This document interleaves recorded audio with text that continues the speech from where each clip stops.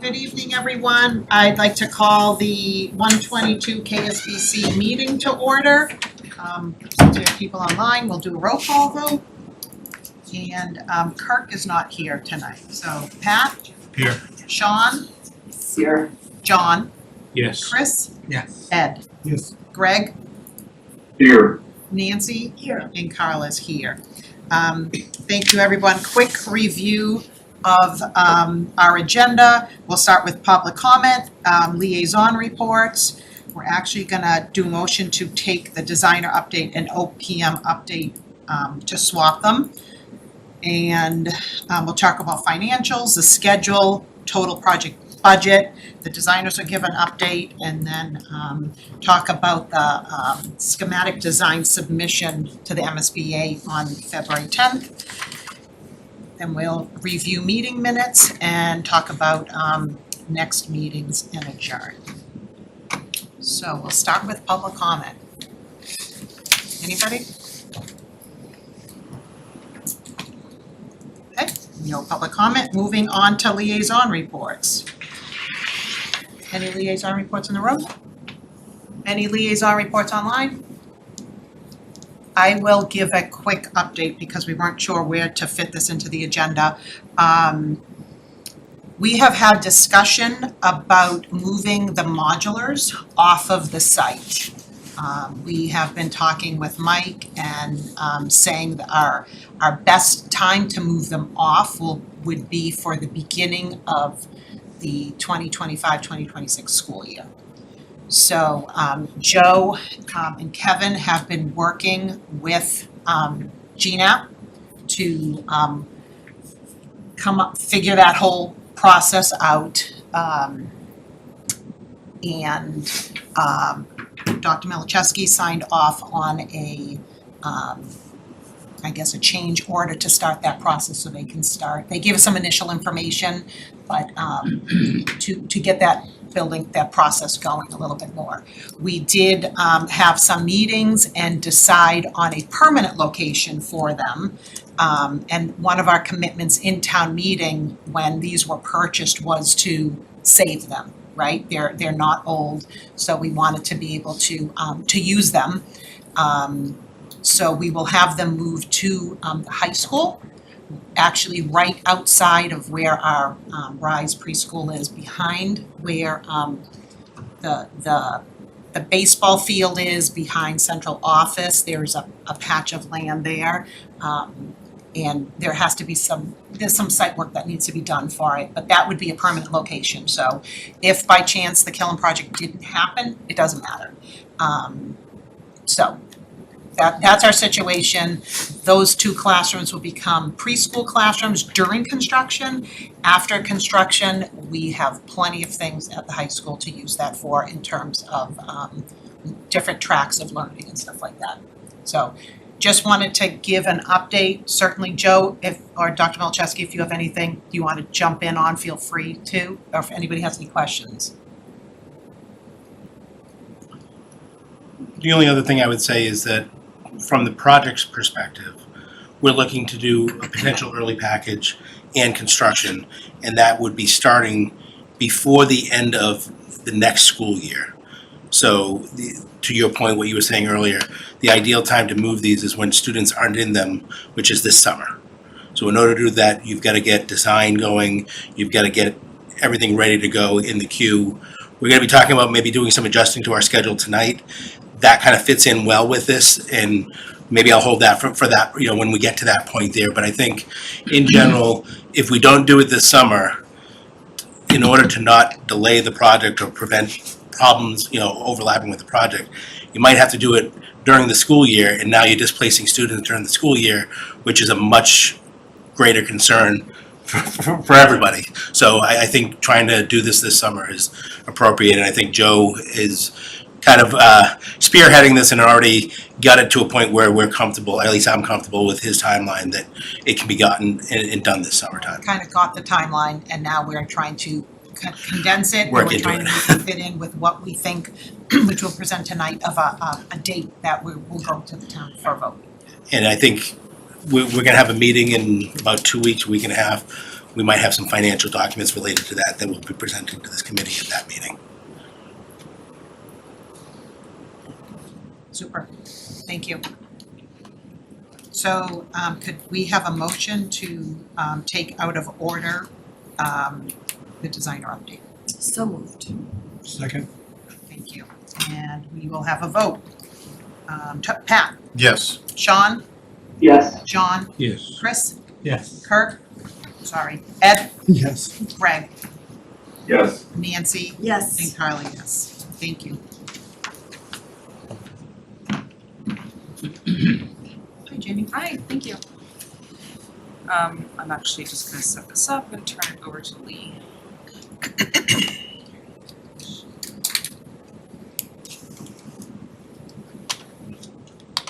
I can set it down for you there, Lee, if you wanna. No, I'll stand up. Thanks. Nice tree.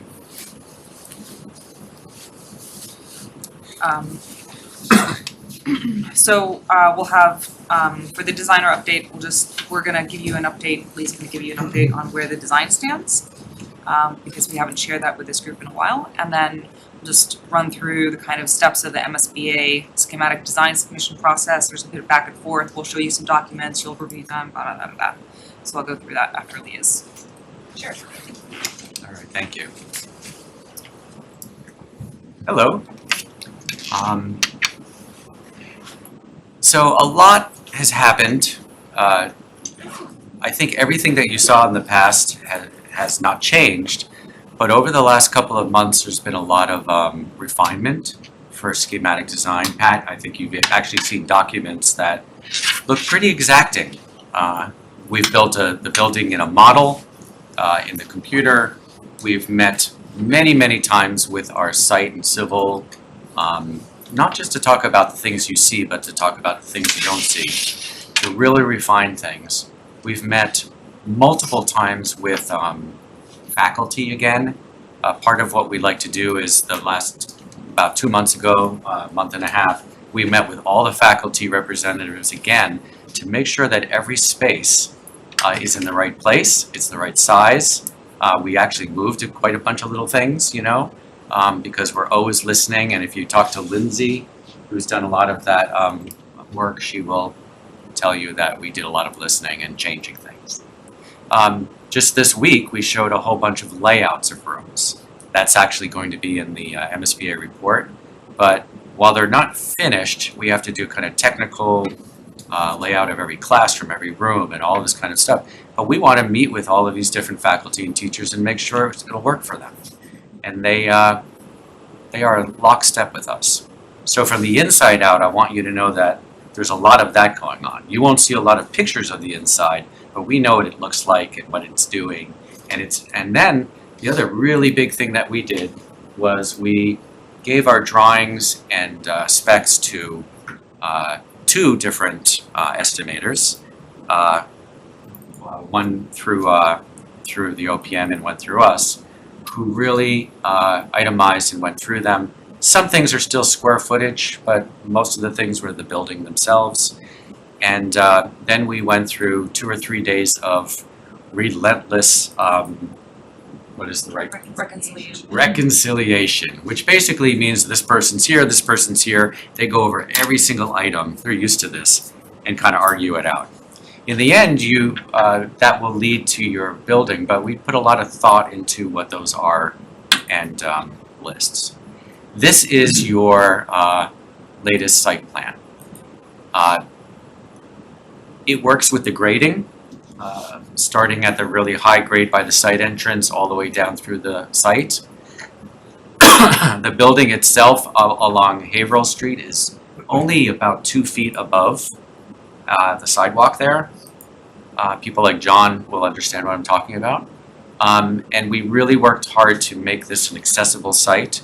If a child in a wheelchair were to enter the site on any of these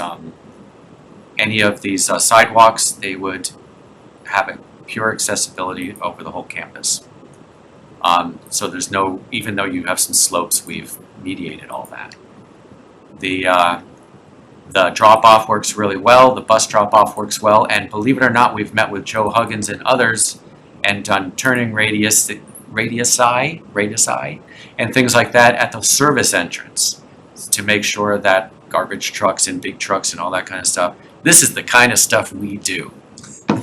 I don't know if everybody does this kind of stuff, but I just know that you really don't want to move forward without knowing everything works. So the site is marvelous. There's lots of space and buffer between Haverhill Street and the school. There's a whole rise playground and and patio outside the cafetorium to that side. And then all the rest of it is contiguous. Right now you have priced a turf field where the play field is. So that's not that's an artificial turf field in the base bid. So we've gone over things with everybody, and we thought also a lot about buffers and stuff for the neighbors. So if you look at where the houses are and things, there's a fence, there's a wall and a fencing and buffers and trees. I think we have like 75 trees on this site, new trees. So this is a very, I'd like to think of it as a very straightforward, pragmatic scheme based on all the needs. I also like to think that it's very value oriented. This is not the cheapest project in the world, and it's not it's not extravagant at all. From the very beginning, at least I understood where you guys were coming from. Wanted it right up the middle and understand why you're doing things, and everything's for a reason. Sometimes it's aesthetic, but most of the time it's for a real reason, durability. Any questions about the site? Or I will go on. Okay. Let's see if this flicks. There we go. These floor plans are at a very, it's schematic design, but they're at a very high level. I will tell you that just about every space in here is almost spot on the MSBA in your program. It's very important for us not to have undersized spaces or radically oversized things, because that's a waste of space. It's not what you want. So puzzle-wise, this fits really, really well. And it's also code compliant. We've met with our code person and gone over, because it's a 3-story building. So how can we have an open stair in the middle, and how do we be able to lock off those the wing off, for security at night and all of that. We've gone through all that different stuff, and I think the building works really well. I don't see any reason to move anything, and today we met with a few other people. So as you know, you walk in, there's a secure vestibule. Those of you who went to Swampscott, I love to say that it's really very similar in terms of finish and quality as Swampscott.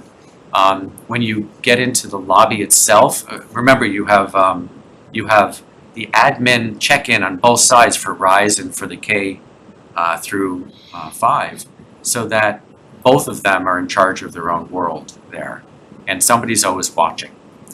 The vestibule has a stair that goes all the way up and light that comes down through it that kind of connects it vertically.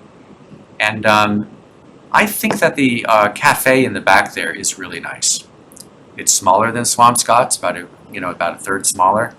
I think it'll work really well for eating, but also for performances and stuff like that, and the platform.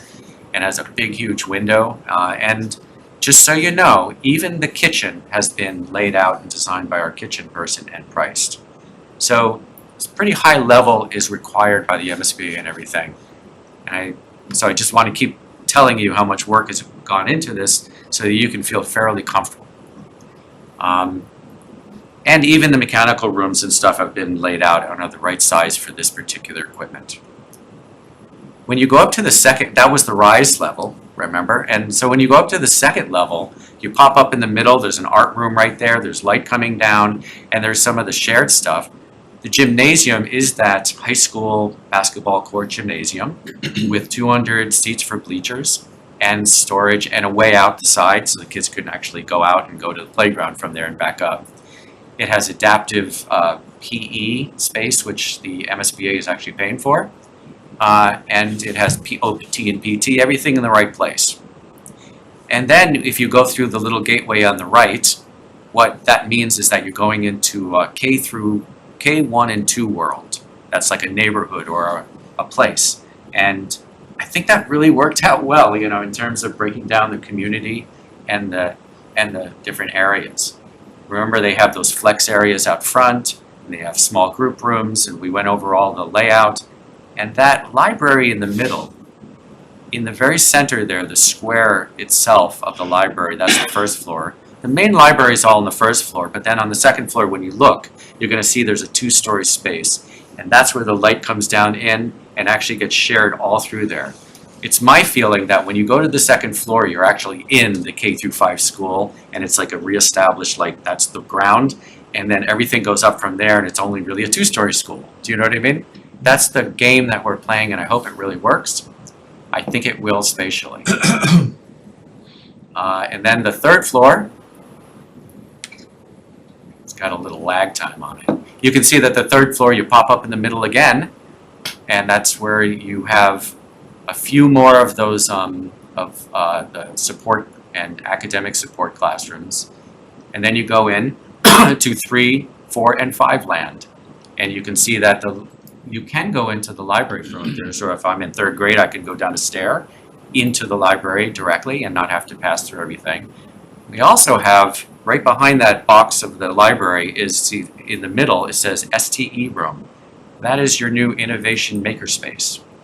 And that is awesome because the MSBA now it will be, right, you have a position for that. We met with a STE person just the other day, and that will really up your STEM game for elementary school, and I think that's a really wonderful thing. You can see that there is a real effort here to stack bathrooms, to stack classrooms for structure and for piping in the future, and this thing is pretty reasonable that way. Any questions about the floor plans? Every space that you see that has a tag on it or is colored that's not gray or beige for circulation, they're all programmed spaces of an exact size. By the way, if you were to go and look into the estimates and stuff like that, you would find like 4 feet of tile in all of the main hallways for durability and cleanliness. You'd find epoxy floor in the bathrooms. You'd find the right kind of ceilings in different spaces and shade. I mean, we price shades and all this stuff. So I just want you to know that it's a real building. Where is that information? That information is both in the schematic design set of drawings and specs, because it's actually, we have drawings that mark those things, and it's also in the estimates, or they say the reconciled estimate, where you go and you find little line items of all that stuff. And so we've swept through and made sure that all that kind of stuff that they can guess. If there's anything in the estimate that we weren't sure of, we put an allowance with it. They put in an allowance. I would have to say later on when you look at it that the estimate is middle to conservative. We always want it to be a little conservative with allowances and stuff, because we don't know what's underground and we don't know what's in there, and we want to protect you. I think we may have sent you the reconciled summary estimate, but you might not have the full detailed estimate, so we'll make sure we get that. I don't think we've seen any specifications, have we? It would be in the package, Which package are you talking about? a schematic design package that we will be.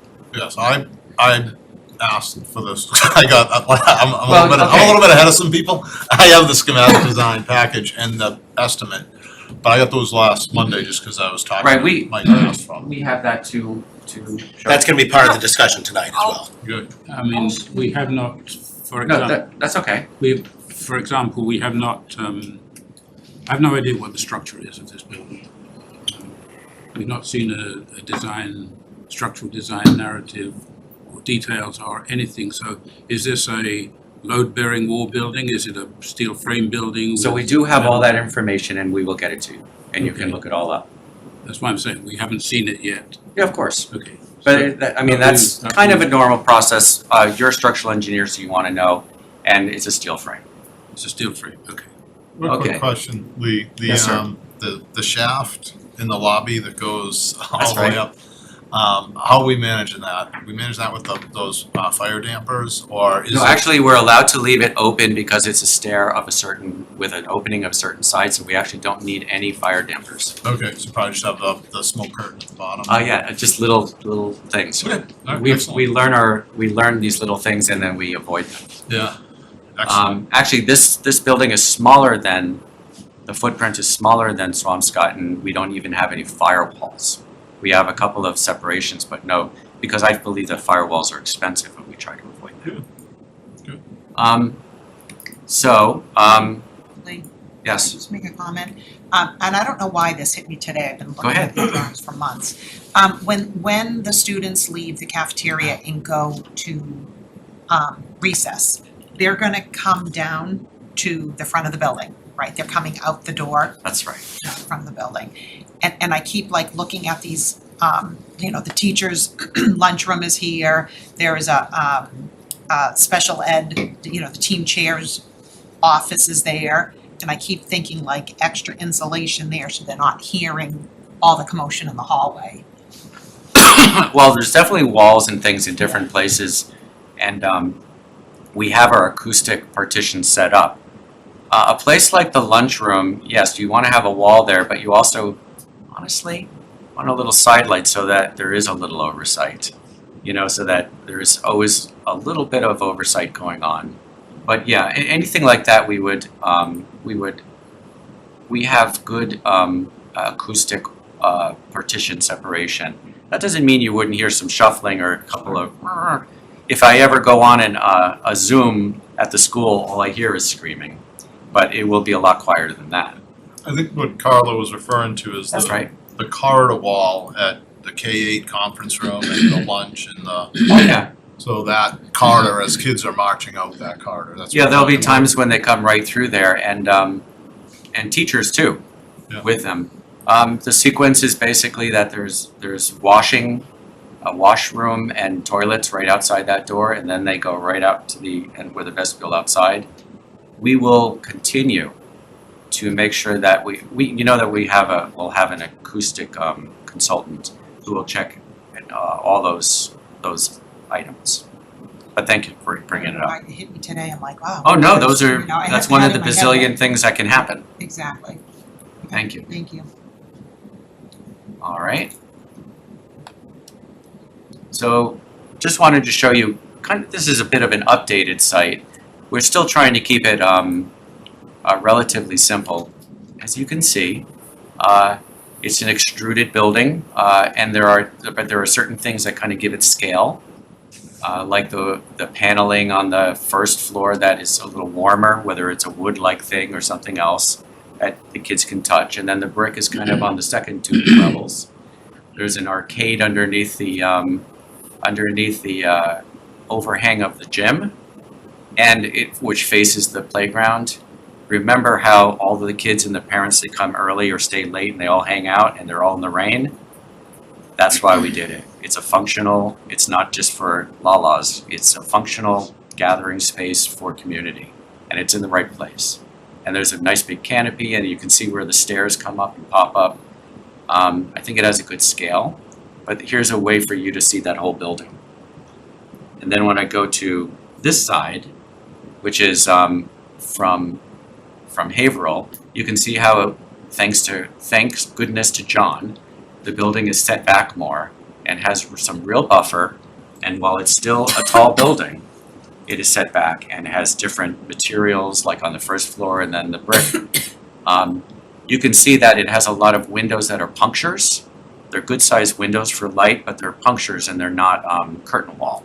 Curtain wall is very expensive and we have very little of that. So when we tried to make decisions that were kind of efficient and functional, but still wonderful. We even show all of our screening for mechanical equipment and the monitors on the roof. And we also like that there's a little bit of up and down here, where it's 3 stories, then it's 1 story, then it's 2 stories. A little bit of stepping and stuff that really helps with the houses and along the street. And I think so this is just a quick one, but because we have a model and we just wanted you to have a sense of what it could be like to be there and how straightforward, but how comfortable the building is. If you're dropped off, there's materials that are durable but warm. That's the rise classrooms on the bottom, and then nice big windows up top with bringing light way down in, and brick and panels. And then how the middle kind of brings you in, and the canopy kind of slides out, maybe with a wood, underside, and kind of slides out and grabs you. And how all that works with the play. And that's the gym up there with some daylighting above. You've seen, and again, it's a little diagrammatic right now, but it's actually also kind of real. We just wanted to show you that there's when you see something like this, from above and away, there is an actual reality to it, and you can see how we're trying to deal with scale and all of that. Does that window on the corner of the gym, that beautiful window on the corner? That's the PE room. That's the PE office. That was my question. Is that light actually getting into the gym, or is No, that just that's in the into the office, because that's where the PE office is in the corner. And then those windows, those little punctures are where are basically where the bleachers are, and the windows up high are bringing high clear story light into the daylit gym. So, and again, not big strips of glass and all of that, because that's very expensive, but little punctures. And I will also say, in terms of energy, that our goal was to be around 22-23% window to solid ratio, which is where you want to be to meet the latest codes. 24 or under percent, and we're at about 22%. So we're actually, even though there's a lot of windows in the right places and they look nice and substantial and tall to bring light into them, they're where they want to be, and it's not just like, oh, we want a big bunch of glass here. So for energy, it's a very efficient building as well. That is true, and that's what I have for you. I'm going to let I don't know if you have any. Listen, we do have all the documentation. Well, and it's just been finished because we wanted to get it all together for you guys to review. And then please review it. Please look at it. You'll see That's with the set that Pat has. the set, but also the narratives and all that kind of stuff that come with the schematic design. You can look at the structure. There's no drawings of structure, although in our plans, we put columns and structure into our plans in a grid and in the places we want them, because we want to make sure the whole building works. So we actually do have a frame in our plans, but the structural engineer, they only have to do a narrative right now. Yes. So it's all been checked, and it's your product. We are happy to have you review it. Lee, I got a couple quick questions. Please do. On the roof screen, Mhm. it looks like on the high roof, like it looks like there's an opportunity there to do some sight lines from like on the other side of Haverhill and Yeah. from the other side of the parking lot, and see if you can even see those units, and if that's required. And I assume as we get further along, we'll do that type of analysis. Definitely, and when you do see any lists of things that could be looked at later on to save money, obviously roof screens, which require structure and screens, Yeah. can be very expensive. What we're doing right now is we're showing a full enclosure, and one of the reasons why is because the units, see the units over by the gym, those are lower. Yeah. I think you'll see those, and there's also a house close by. Those are slightly larger units anyway, because they go to the gym and they have a different makeup. The ones on the roof, at one point, we weren't sure if what they were going to be. Now they're just kind of ventilation, air handling units. But there was a time when we weren't sure if they were going to be something more substantial turning on the system. So we know that up from Charles Street, you can see it. Yeah. But from Haverhill looking up, you may not be able to see it, and maybe there's an opportunity to save a couple $100,000 in the Yeah. long run, right? That kind Yeah. of stuff. We're totally open for that, and we can check on the computer. We can do all those kind of sight lines. One other question, Yes. the windows, I'm assuming are operable? Yeah. Well, And I don't know what the answer is to this, but should they be? right. What we have right now, if you look at one of those windows in the classrooms, you'll see there's a high, so there's one level from 2 feet to 7 feet. That's the main window. Then there's the light shelf inside to bounce the light. And then there's like 2.5 feet of glass on top of that, which is the light that's really being driven down further into the room and through the ceiling. That little strip on the side there, and each classroom has 3 of these windows, so they'd have these like awnings like this. You're only allowed to open 4 inches anyway. That is for air. We were asked by faculty to be able to have an option for fresh air, for air from the outside, to be able to open those. We have those right now. It's pretty clear in the estimate how much they might cost and all of that. Mechanical engineers, we don't like that. And but then when you talk to teachers and other people, and even kids, they go, I want to be able to open a window. So we most of our schools end up having some operable windows, but we minimize it so it's just like a nice fresh air. We can always take them out later if you all decide together and everyone decides to do that. But correct me if I'm wrong, from a pure engineering and design No, standpoint. they don't like them. It's not necessary. If you were to build the best, most efficient building, you wouldn't put operable windows in. Not have with a- a building like this. So we do have a cultural thing I totally get. You're in a classroom and Well, you know, HVAC systems only work so good. And, It may be and you more wanna than, be able I to- mean, we have a really nice, the distribution system is really nice. We have very well insulated walls, it's stretch code, it's opt-in code. Yeah. But I will say that it's cultural and it's also comfort. Even if people can just change the heat 3 degrees, that's all they need. If people have a nice chair, it's comfort, and people they just feel uncomfortable not being able to open the window. I'm gonna say it like this, I actually don't care. I want people to be happy. You guys will decide in the end if that's the right thing for you or not. Yeah. Okay. It's a good observation. They're not too expensive. I was just thinking more from a performance standpoint.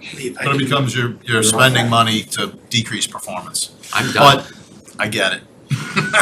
So just from a cost perspective too, just to kind of put a bow on what you're talking about here, Pat, is I think right now what we're showing here is, I'll say, a conservative view. We've got them in there. If we make the adjustments, like a couple of the ones you just talked about, we're going down in price, we're not going up in price. So we're kind of starting here, and we always have the ability to work down because we always know that there's going to be something else down the line that we haven't really thought of yet that you might want to consider. So you have some flexibility there with your budgeting. Understood. I Makes agree with sense. that. You never want to leave things out and then find out you want them later. Does it change, to kind of follow on to Pat's question, does it change very much either from a cost perspective or an efficiency if you don't do it?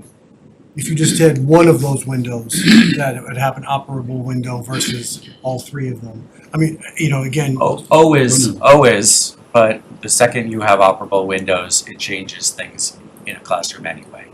All of a sudden, the mechanical system may have to talk to it, or in some way, or reply to it. If humidity's coming in, it might start to affect things, and it's not a sealed system. So I think either you do it right or you don't do it at all. yeah, I'm just thinking about it, like if there's a middle ground where Yeah. staff and folks want that ability. I think the middle ground we already hit, because what we did was we put them in classrooms but not in other spaces, and we where they live there all day long and they're careful about it, and they asked for it. So I think it's the middle ground already. Are they even in the pre-K classrooms as well? Yes, As well? on the lower level as well. Yes, because they like air too. They do? I have to say that the idea of doing a RISE program like this is becoming more and more exciting, having this school to itself and meeting with those people. They really need it. And when you talk to people in town, to be able to bring them all together in one place, it's really an amazing thing. I just want to say. Could you just clarify, and I've had some discussions with Carl on this, I'm confused about the number of students that this building is designed for. Yep. It looked like it was 635. So it is It is 55. it is 455 and 180. Which is 635. When the original Yeah.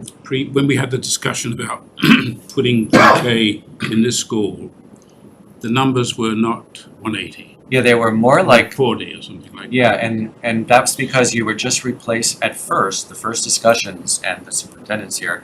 The idea was just to replace exactly the same number that you have dispersed throughout town. Yes. And then they said, well, we should probably have 10 up to 12. I think they added 2 to 3 classrooms, 2 more, 12. In order to because there's already a wait list, in order to have some future flexibility, And and- the demand for IEP spots. the demand is high. So Okay. we figured out how to get all those in there. We have 2 existing in the building, so we were adding 10 more. Yes, but the original, when we had the vote to include Yeah. pre-K here, it was not 180. Do we have to have another vote to say we agree with 180? I think by that point it was. Yeah. But we can check. It was 145, I think, but, Let's check. well, it doesn't matter. You have the memory. And then what confused me even further was the traffic arrivals and departures That's right. for pre-K was not 180. It was 165 for arrivals and 150 for departures. So I got confused over what is the real number, because there was more kids coming than were leaving. And that's because, Having lunch or something. and you know why, right? No. Now? So in the traffic study, they're pretty clear about it, but you have to go through it. They're calculating how many cars are actually coming. So if a few kids come early for an early thing or something, or if there's this Maybe days Someone there's carpools. where people there's a certain percentage who carpool or sit. Walkers. They know, or walkers. They know exactly how many cars, but in the afternoon, when kids leave, a whole bunch of them stay behind for extended day, even at Rise. They have their own, and then other things happen. So the dispersal at the end of the day is very different. So they're always giving you the highest number at a point. So they're very clever and they do these models. So that's why those numbers are so confusing. But the big numbers are 455, which is barely growing from where you have now, and 180, which represents 15 children in 12 classrooms for Rise in each one. And that's the most that you can have in there for that program. So we've technically added on 150 additional students to that school. Technically. And those are all through Rise, because if you figure there were 30 existing, because that's 2 classrooms, adding on 150 more. So when people say they're adding on 300 more, that's not true. We added on 150 more in the Rise program, which totals 180 students. We hit this I information. understand, Yeah. but Yeah. I'm getting rumors, as you know, that we are building a school which is much too big Yes. and much too many people in it. And I tried to research these numbers and I got totally confused because So they would try it. It was true.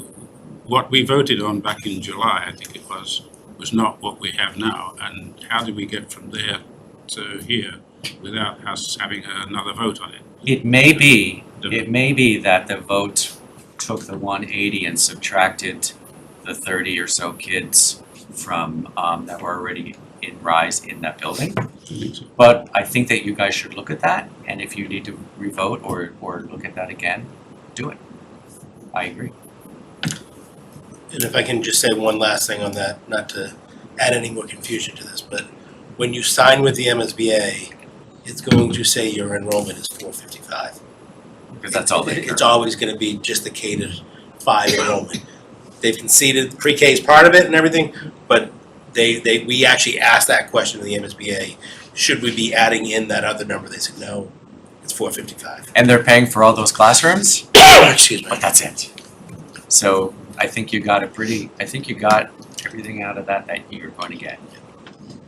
To your earlier question, John, when will I see these documents? Answer is tomorrow. All right. Yes.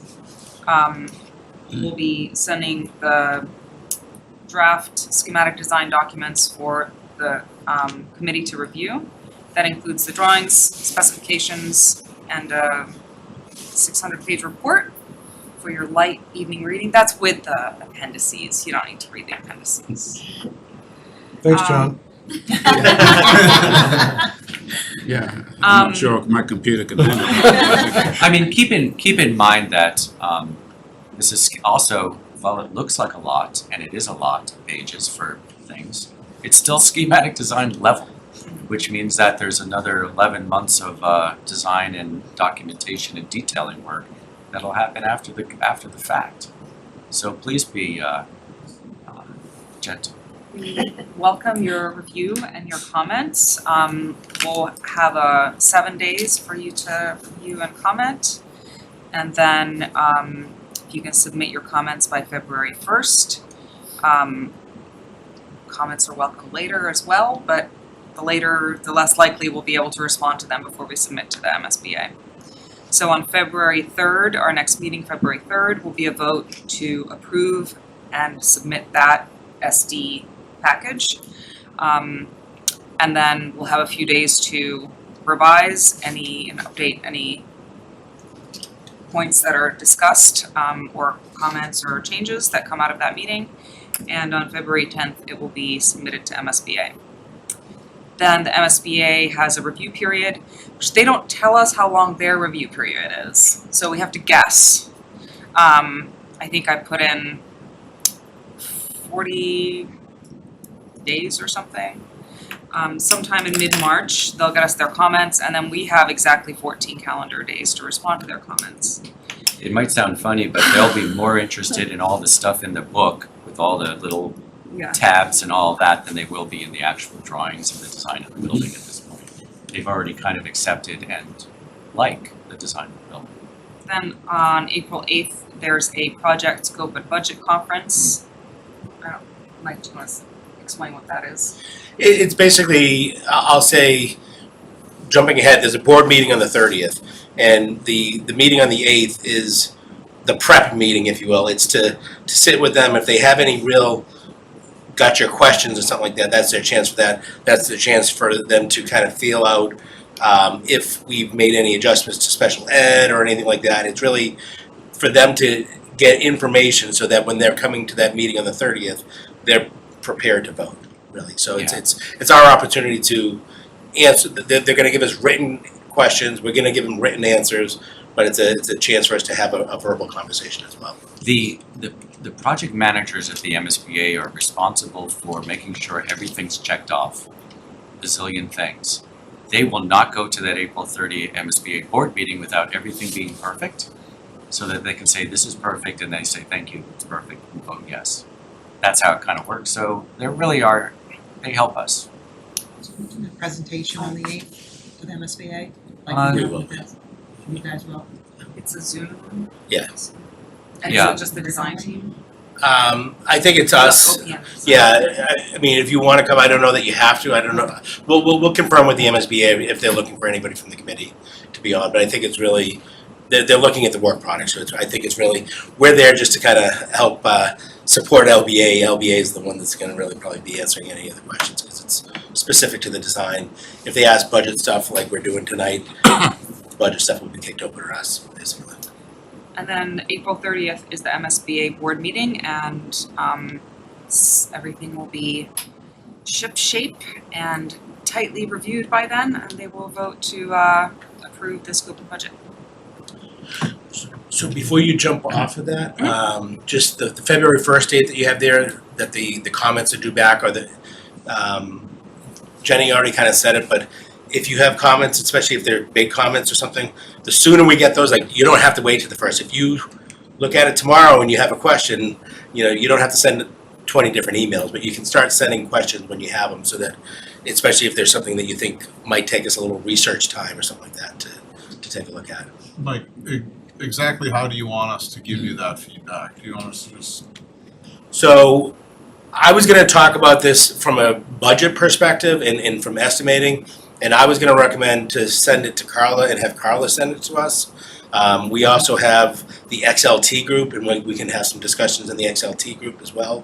But I don't want to bog down Carla's email either, but I don't know, we can send it to Jenny and Shirley, Or I think we can it has send to go, Carla. I think it has to go through one person. Yeah. Otherwise, we're getting all these emails from people. And or not very many. The truth is that you can look through it and have some questions, but some of the stuff we're just not ready to do. And some of the stuff, I mean, it's just to clarify. And it's not all completely done. I mean, there are pieces of that we haven't finished the writing or something like that because, as Mike would explain, There are still pieces coming together. there are still a few pieces coming together, but for the most part, you'll be amazed at the quantity of junk in there. Yeah. So don't drive yourself too crazy. I'd send it all to Carla, who sends it to us or something like that. Let's send it all to Joshua. All to Joshua. Or somebody, but yeah, I don't want you sending it, that'd be hard. And then the one thing I will caution people, don't like CC everybody, because then you get into the whole public meeting, requirement. So send it to Joshua. Joshua will send it to Jenny and Shirley, and they'll get a coordination on all of that. So that'll be good. And just so everybody knows, what Lee was just mentioning, the drawings aren't changing, the specifications aren't changing. It's all the rest of that package that is still in process, if you will. The report. The reports, the narratives, like the details, like all the other parts of the MSBA, because we finished the drawings a few weeks ago, the estimators have looked at them, they've priced them, that's all kind of locked and put aside. It's all those other parts and pieces that may not be 100% complete when you get it tomorrow morning. So, by and large, what we'll see are drawings. Civil drawings are pretty far along. Architectural, floor plans, things like that. Looks like the kitchen drawings are in there. Structural and mechanical and electrical, I'm assuming are all narratives at this point. Mostly, there's some diagrammatic stuff for some of them, like technology and stuff like that, but they're really, they didn't really. We're Yeah. following exactly what the MSBA asked for, and it doesn't always make sense. Yeah. They But ask for drawings for MEP and we provide them, but Yeah. fire protection drawings at SD level I've is seen it. not a drawing worth looking at. We're gonna have sprinkler coverage.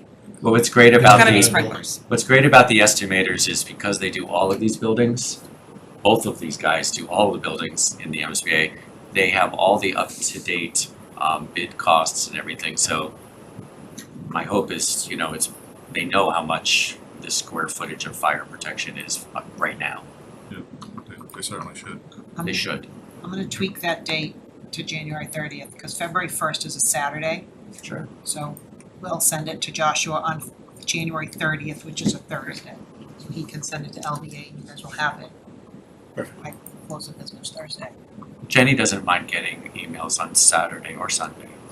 She told me so. Josh might not want us to send Just read them on Monday. Just let them dial up and read them on Monday. Jim. No, thank you. Thank you for being considerate. Now, that February 3rd date, is that the date that we have a conflict with Regal? We were looking earlier. I'm gonna stand for a few minutes. Yeah. But we are overlapping, basically both of these drawing reviews are overlapping. Mine's down. 2 week time period. What's that? Mine's down. Yeah, okay. The vote was to pursue That's why you guys get the big bucks. Yeah, I get paid twice as much as you. Oh, I'm sure you But do. at the same time, Yeah. you get paid 1 time 0 for your building fee, I get paid 2 times 0. Are you flexing here with your, I'm just, flexing with your drawings, don't let John see 'em. I was just trying to, I had only looked at them briefly, I wanted to look at them to reacquaint myself with what exactly was in there. Before I jump into Like ahead of time. I didn't mean to be like- Before I jump into the next phase, I just want to, there was one note in the chat, it was from Greg. And it was, I think when we were talking about the operable windows, and he said operable windows are a control and energy efficiency disaster. So it does create a challenge, and I will tell you that if we do have operable windows, which we have right now, our first recommendation is gonna be never open them. So, I'm not saying that you have to listen to that, but that's, it does create it just with the controls, with the humidity, with the temperature, the systems are gonna be so finely tuned that they're gonna work much better with the windows closed. We're gonna go through great lengths to create an extremely tight envelope and put windows, but I get it. And that's pretty much what I see in every school we build, is operable windows. It's not unusual. All right, so just to, If anybody online has questions, I cannot log into the Zoom, so thank you for monitoring it. Feel free to shout out, Greg, and anybody else. so we're gonna jump into the OPM update, if that's okay with everybody next. We're gonna do the general financials and the general schedule that you always see, and then we're gonna jump into a little more specific about some proposed schedule updates and things of that nature. So Shirley and I are gonna kind of tag team this, so we'll start with the regular financials. And Perfect. Good evening, everyone. Good evening. Shirley? As you know, this is our project budget and cost summary. Typically, we don't spend as much time on this. It's usually the details in the backup, so unless anyone has any questions, we'll move to the next slide. Great, thank you. So this is the budget adjustments. Again, just to remind everyone, budget adjustments are any budget line items that are moving with contingency, and as you can see, everything is grayed out at this moment, so we don't actually have any changes to update you at this time. we did discuss earlier the modulars and some other things that we might be discussing tonight. So we might have some updates on the next go around. On to committed costs.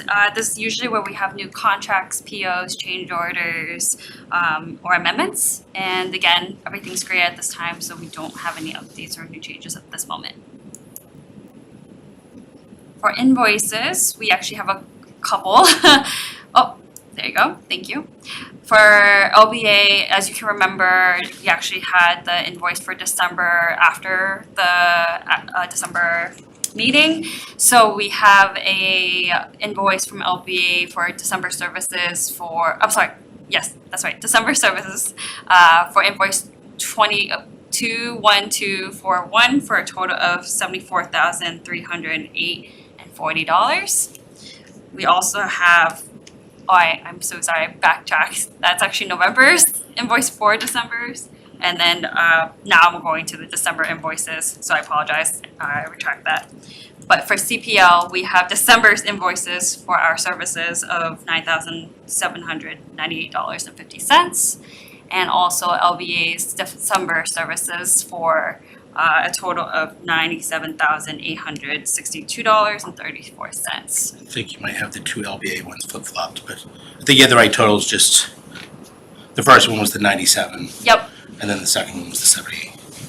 apologies. Four. Yes, thank you. Too many math, so I apologize for that. Yep. No worries. That's correct. Thank you for the correction. Any questions on the invoices? We have backup if necessary. When you have those kind of round numbers, 90,000 and 45,000. Yep. They are, they don't represent like a fine-tuned accounting of time and materials and stuff like that. They are just kind of lump sums That's picked out. Is the contract for this stage a fixed price, or is it really time and materials So with an upset or something like that? We have two different contracts. The LBA is lump sum. Lump sum. So we split it. That's why you Yeah, don't have to- That's why it's nice round numbers. Ours is based off of hours and rates, Yes. and that's why ours has 50 cents on it, because it goes out to the hours and rates. Okay. That's exactly right. And we still don't see any invoices for the structural engineer. Will they show up separately, or will they be included in your It's part of their package. part of your? Well, we have like 20 So consultants okay, so under us. we won't see those as individual items. These will be lumped in with yours. Right. Okay. Right. So just on that one, John, there's two different categories, kind of major categories. Basic services, that's really lump sum, but there are extra services over the basic, like traffic studies and the geotech. So you will see the specific values for the geotech Yeah. doing test boards and stuff like that, but maybe not design. So the geotech is one that is actually in both categories. The traffic study would be only below the line. Okay. Moving on to cash flow, again, this is kind of moving up through the contingency, but at the, we're all constantly monitoring this, and it's better shown on the graph. And as you can see, we're right well below. So just remember, as we do this, we're always projecting. The green line is our theoretical projection. That green line always assumes you're spending the full value, and we're not currently spending that. We are gonna have a discussion maybe on that, but right now, one of the reasons why we're low is not because it's behind schedule or anything, it's because we're spending to a number right now that would be quite a bit lower. If we go back to that initial sheet, we have contracts totaling here at 1,460,000 out of the 2.2. So in theory, if we didn't do any other change orders, any other contracts, extensions or anything, at the end of this, you'd only be spending that 1.46.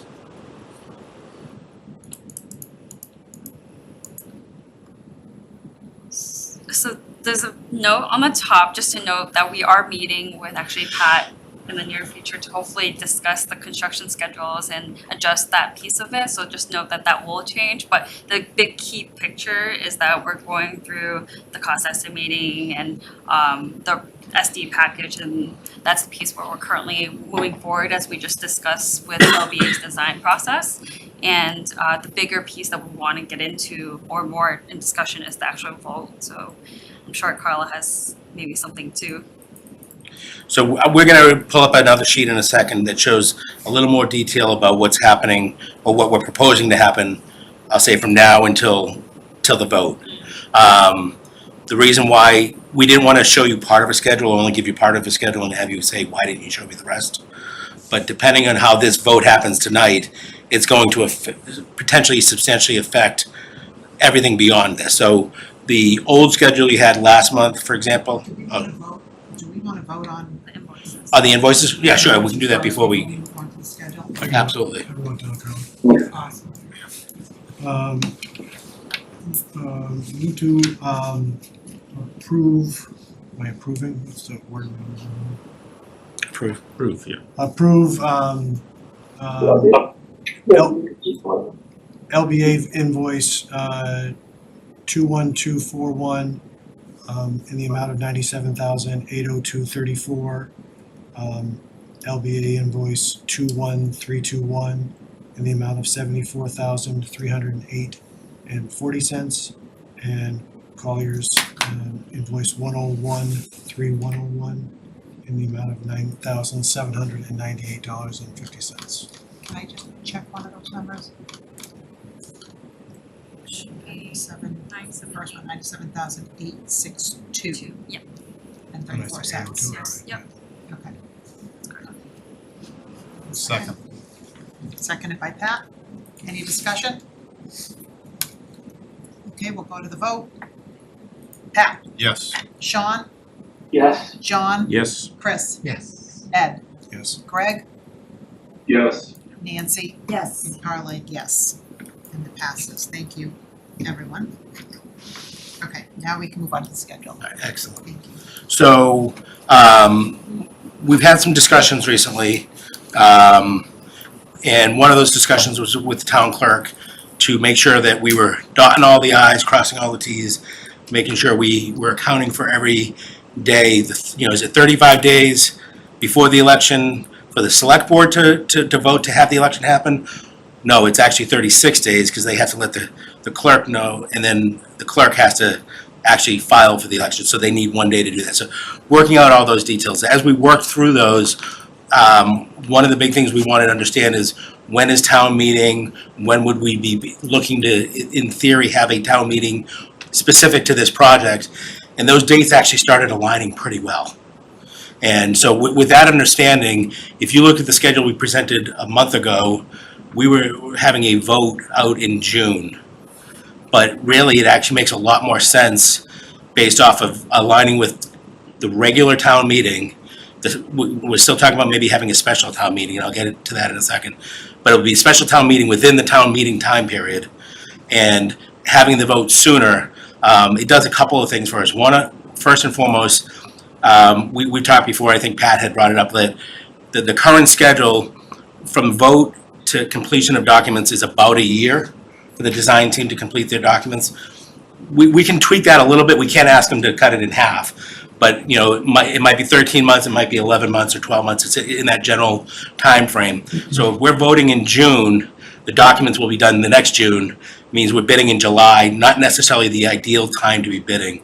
The ideal time that I've always said for schools to be bidding is probably around now, in January, February, so that when the weather breaks, whether it's March 1st or April 1st or whatever, you're kind of getting into the ground and you're getting the maximum amount of work done during the good weather or the good temperatures, really, and you're minimizing your winter conditions, things of that nature. It just makes the construction flow easier and everything. So we had always talked about that July bidding wasn't ideal. Well, one opportunity we have here is based off of where the town meeting is, and having that vote in April, May, potentially pushing that meeting, the voting date up into the beginning of May or middle of May, May 13th is where we're targeting.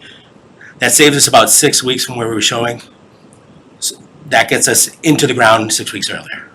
The other thing it does is escalation. If we're saying 4% escalation a year, you do the math, every month is a six-figure number. So if we're saving six weeks, we're saving $400,000, $500,000, $600,000 on the project, and that's real money.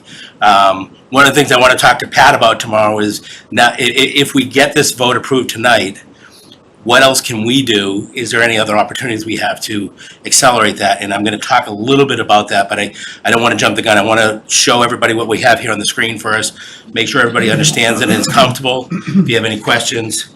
But what we have done is we've looked at it. Jenny just gave us, from the project standpoint, we're working through, we're going to have a vote at our next meeting to allow them to submit to the MSBA. And that process from there forward ends on April 30th with the MSBA board meeting and their voting. Once they vote, our clock starts. We have 120 days to show we have funding in place. You have the right to ask for extensions, things of that nature under different circumstances, but that 120 days starts on April 30th. So ideally, from the project standpoint, the sooner we can do that from that date forward, the better. So as we looked at that and as we talked with the town clerk to understand all the different ramifications of when warrants have to be done and when votes have to be done and everything, we've actually put all of that into this schedule. Really what I want to show you here is, maybe I'm going to highlight the headers here. So the first header here, this whole thing is the funding process. That's modular 5 from the MSBA. And then this is our funding process. So developing the meeting and the vote language. So we actually contacted the MSBA. They give us standard vote language. That language goes to Matt. Matt works with town council to make any proposed modifications. Those proposed modifications have to go back to the MSBA for their council to basically review and approve. And there might be a little bit of a back and forth there before we settle on vote language. That vote language will then allow Matt to work on the language specific for town meeting as well. So we've already started that process. We got that over to Matt on January 8th, so it was almost 2 weeks ago. And we're working through that. We're hoping by the end of this month that we have at least the first pass back from Matt, that we can get to the MSBA, and we have some flexibility there. But that's really what we're doing here, is getting the language together, getting everything organized so that we can get to the town meeting. The discussions we had internally with the town clerk was, we could actually do this during the town meeting and just have it part of the town meeting. Town meeting is 4 days. That actually pushes our vote out a little bit, and I'll tell you why in a minute. But we thought about having a special town meeting, and my understanding that it's not uncommon to have a special town meeting within the town meeting. So town meeting is called to order.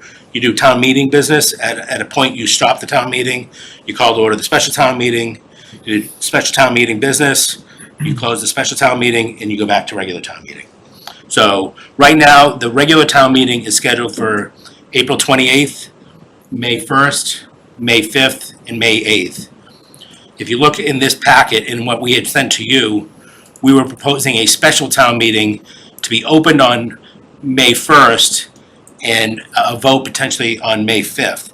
We actually got confirmation today that we might want to, we're probably going to actually propose to adjust that just to May 1st. So it's going to be open on May 1st, vote done and closed, and then move on.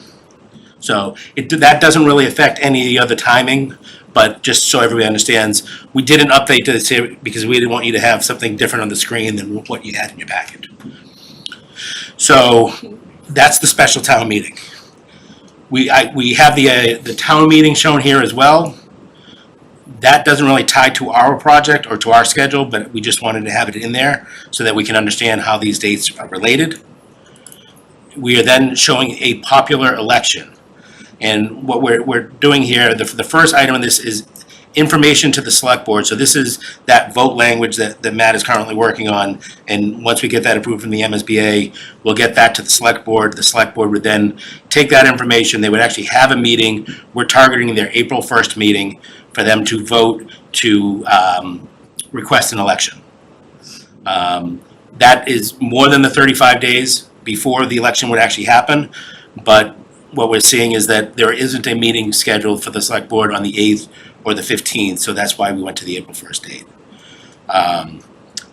That would allow us to have an election on May 13th.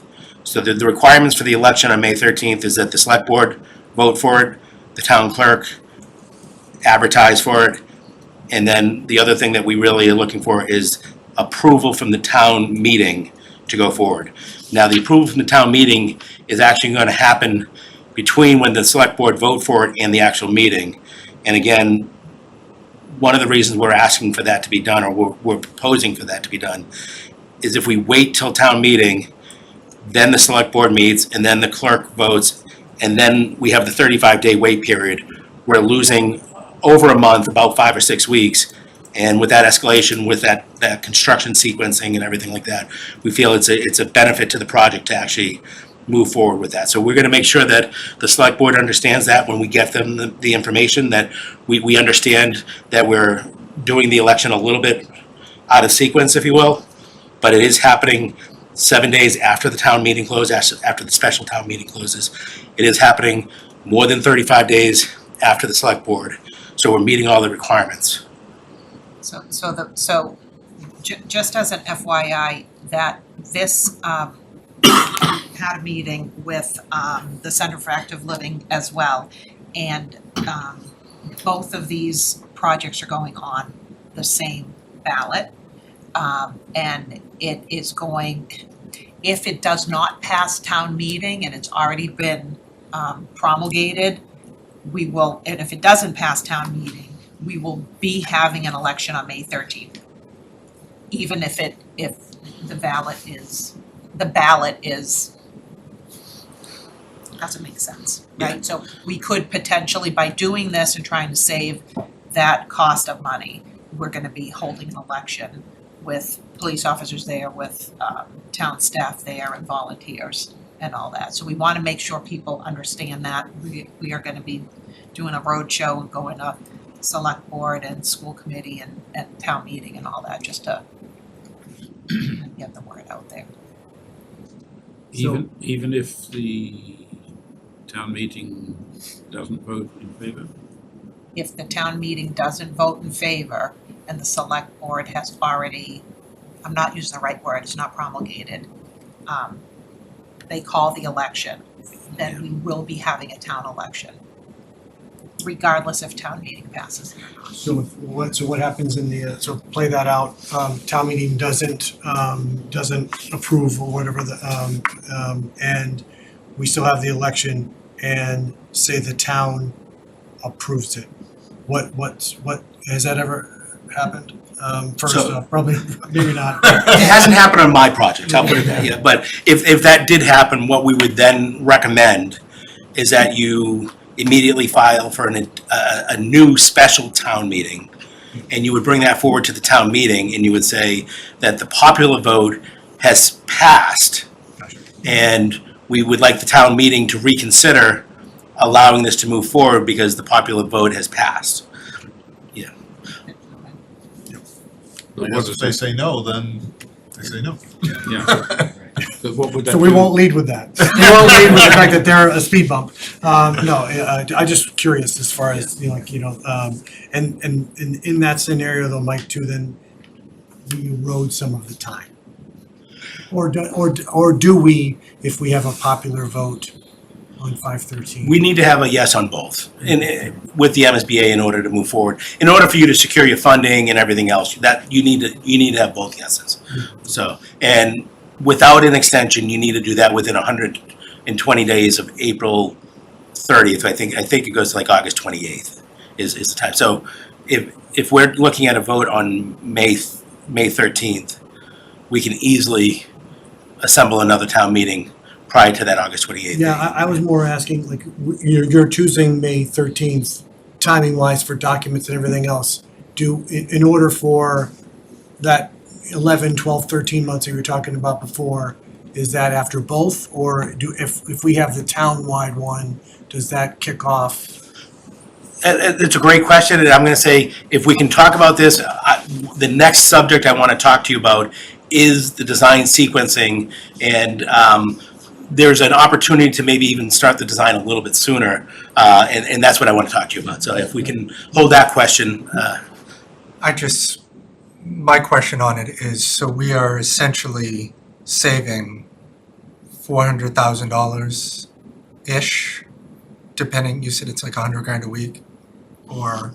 It's actually about 400, I think it's about 400,000, no, sorry, 333,000 a month. So for 6 weeks, you'd be about $450,000, $460,000 on our project. So we're just gambling $20,000 in a special election to win $500,000, $400,000, whatever. And I don't know if Pat would have any thoughts on this, but I think my personal thought is we might get even more competitive bids on a job that's a little bit earlier than, if they know that they're going to be going through, say, an extra winter cycle or something like that. It just adds to the complexity of a project. Yeah, moving the bid date up has, multiple benefits. Are we still going for a earthwork and well drilling as a separate contract? So right now, with the May 15th date, I would say, yes, we are. But the discussion we're going to have in a minute, and the meeting I'm going to have with Pat tomorrow, what we're trying to do is there an opportunity where we could potentially allow the design team, basically, I'll just kind of give you a preface here. We're submitting this package to the MSBA on the 10th of February. And basically, it's pencils down for the design team until you vote to approve this, and you have more money, and you can write them a change order, and then they can get going. If I go back to our financial documents here for a second, if I go back to the very first page of this, sorry, I got a little window in the way. 739. We've got $739,000 of the $2.2 million that you initially approved that hasn't been allocated yet. So what we were thinking about doing with this committee's approval, at the next meeting, what we would do is we would propose to write a change order for Colliers for, say, $35,000, a change order for the design team for, say, $700,000. And what that would allow them to do is, on February 10th, we submit to the MSBA, and on February 11th, they continue the process. Now, the MSBA has approved the $2.2 million, and the town has approved the $2.2 million for a feasibility study, which is feasibility and schematic. The MSBA technically would say, they might ask us a question, are you doing additional schematic work after you submit your schematic design? So the sooner we get that approved, the better. And what we would say is we are asking them to extend the schematic, talk about the early package, talk about we're going to have a test well drilled, that we're going to be doing some additional scope from that perspective. People in the design world, there's schematic design, from there you start DD. There's no set and fast hard line that everything before this line is schematic design and everything after this is DD. I would probably argue, and Lee would probably agree with me, that what I'm seeing architecturally and civil-wise is probably already beyond what I see from schematic from a lot of designers. So I think they're already doing a great job from that perspective. But I think if we can let them get in there, what we've talked about with Lee is, in general, if there was no limit, he would expect to be expending about $500,000 a month. So if we allowed them to start in February and go to May, that's 3 months. So in theory, he would need $1.5 million to go without any restrictions. If we only have 700,000, he can have 700,000. That's not gonna give him 3 months unimpeded, it's gonna give him 6 weeks unimpeded. What that would do is, in theory, instead of finishing the drawings next May 15th, he would then be finishing them 6 weeks earlier than that, so it would be April 1st. And again, you're spending that $700,000 now, it's already been approved, it's already been allocated. The risk is if you didn't get the vote passed, you've spent that money to further the design and you can't move forward. But, you know, there's other ways to move forward if you have a failed vote, but But that portion of it is still reimbursable. that is still reimbursable. That's part of the 2.2, that's part of the, so what we wouldn't say that the design team is starting design development, they're continuing to refine the schematic, talking about the early packages, doing that part of it. It's a technicality, but that's what we would be doing. And again, it would allow us to potentially gain even 6 more weeks. That's another $450,000 in escalation, and that's again now bidding it in April rather than bidding it in May or end of May into June. It's making it better.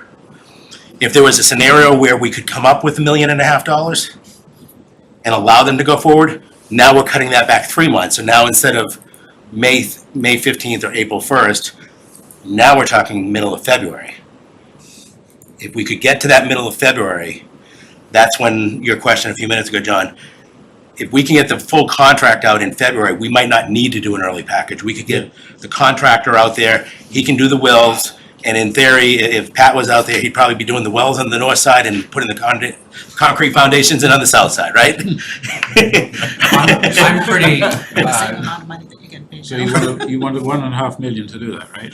We would need $1.5 million, so. Let's just see what I got. I was gonna say, who has a hat? We'll just pass a hat around.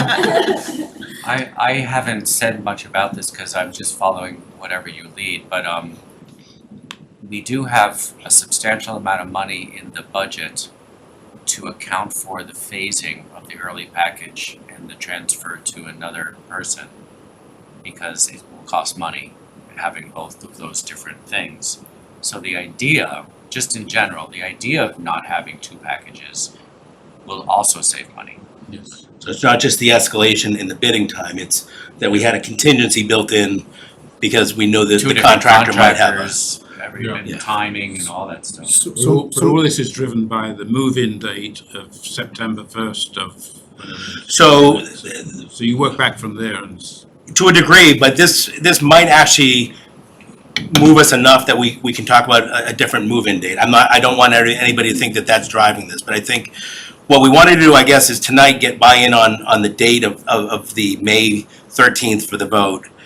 We're gonna then, based off of that, tomorrow, look at the schedule, look at what can we do to the schedule, what are the options? Are we looking at just the $700,000 option? Do we want to consider the $1.5 million option? I think it would be good for us to see those schedules, bring that back to you at the next meeting, so we could show you the benefit of one over the other. It gives you a little bit of time to kind of look at town financing, see if there's an ability, just so everybody's clear. If you were able to find that $800,000, it would have to potentially come from outside the project, or, you know, we're looking at the MSBA reimbursements, things of that nature. If and when the vote passed, that $800,000 would then come back into the project.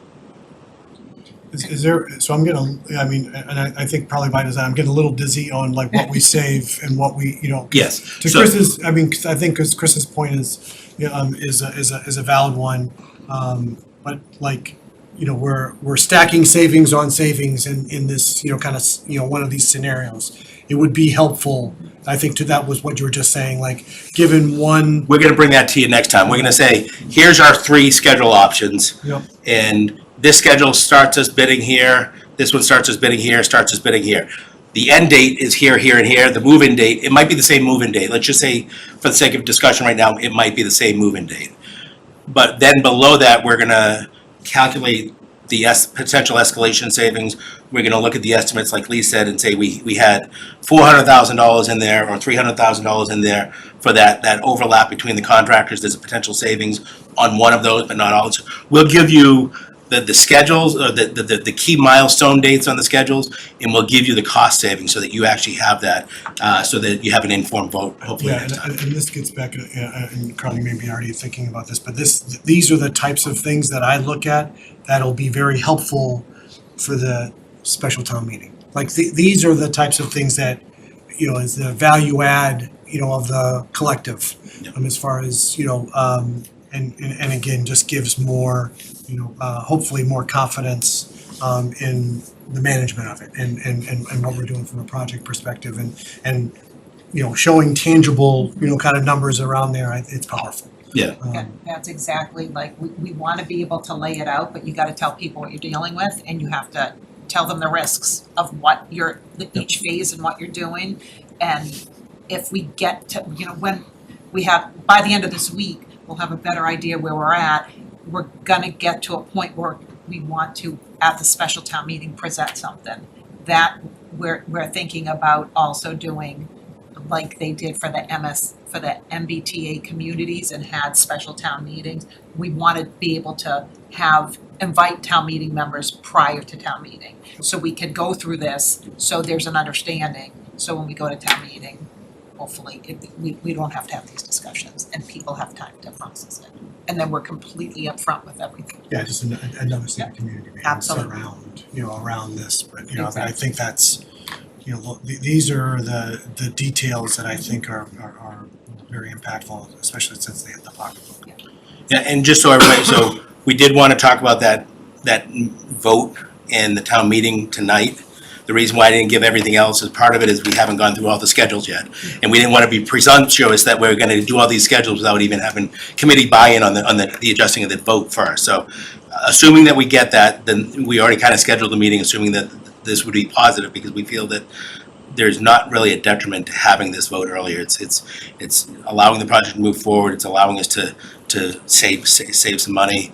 It actually ties into the modulars that we're talking about, because if you have the vote on May 15th and that vote is approved, May 13th, and you have the money approved basically that day, now when you do a modular bid and you get the contractor going, it can be paid for through project funds, because the project funds have already been approved.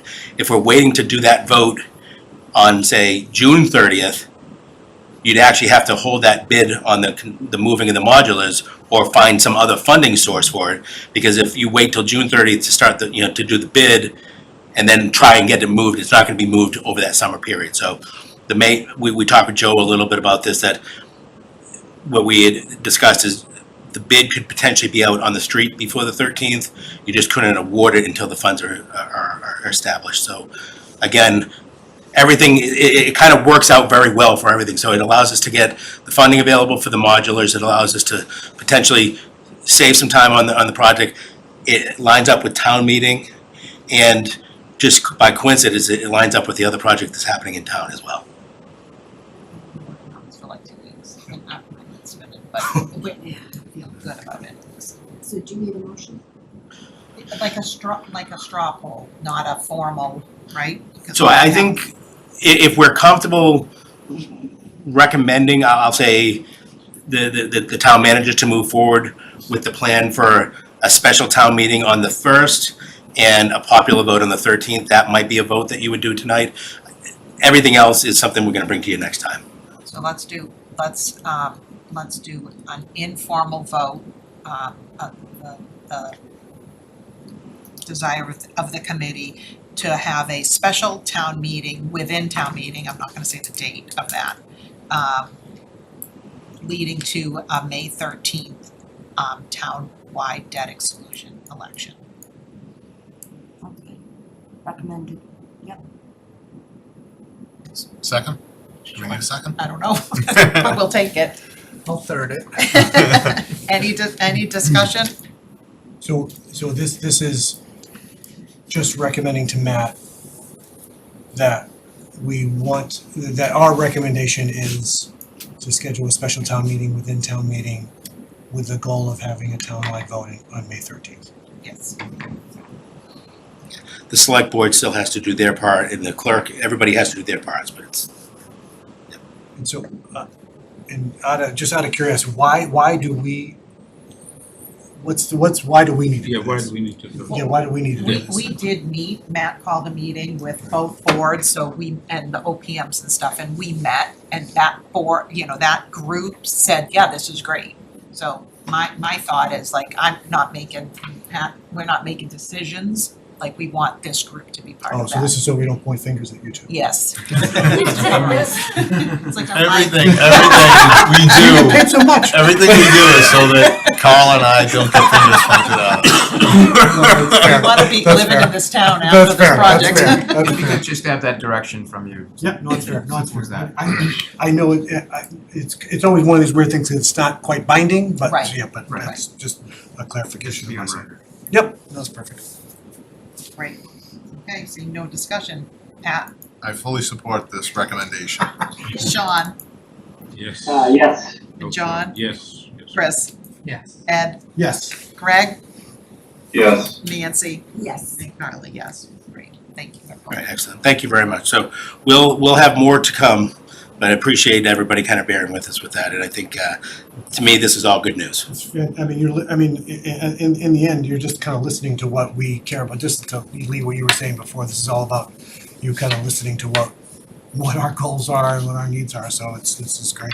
I want to say one thing, because I really haven't had anything to do with this other than our answer to whatever you need from us is yes. And we'll figure it out and make it work. That's all I want to say to you is whatever you need, we'll support you. Thank you. Just find a million, is it find $1 million? Whatever you Yeah, know, whatever you No, decide. just I'm serious, like, just spitballing, just some people spitballing would a say, little oh, we can't schedule that, that's too hard, like, no, we're just gonna do whatever you need, that's all. Just one thing, Lee, I would imagine there's some other benefit to just keeping the momentum going on Yes. your, with your design. We have people who know this, we have knowledge on it, and to keep moving is wonderful. It's rare, but it would be wonderful, and yes, of course there's benefit to it, I appreciate it. Definitely. All right. So now, just jumping back, we were talking total budget here, so I'm gonna try and get through this as quickly as we can. We're not necessarily asking for a vote on budgets tonight. This is for us to share with you. You have the opportunity to look it over, ask us questions, and we're gonna be asking you to come back to the next meeting to vote on it. I will let you know, we wanna kind of get the feel of the room on some of these things, because even though we're not necessarily asking you to vote on it tonight unless you want to, we do have to have the design team march towards a goal. And one of the questions I'll have for you in a few minutes is like solar on the roof. Do we want to have that in or out? I think you might want to have it in, but we'll talk. But we need to give them a little bit of a clear direction of where we're going to go with it. But we don't have to do a vote on this, but so I will try and go through this reasonably quickly. Please stop me, please ask me questions if you have any. But I'm gonna start with the construction estimate first, the reconciled construction estimate. So Lee or Jenny mentioned earlier that we had two different estimators. PMMC is working with them, AM Fogarty is working with us. We got initial estimates from them in early January. We did our reconciliation and we have updated estimates from them. You can see there's detail here. This is, I think, 3 pages long or 2 pages long. I will tell you, their detailed estimates are about 30 pages each. You know, so it's very, there's a lot more detail in them than you have here. I'm going to jump right to the bottom line here.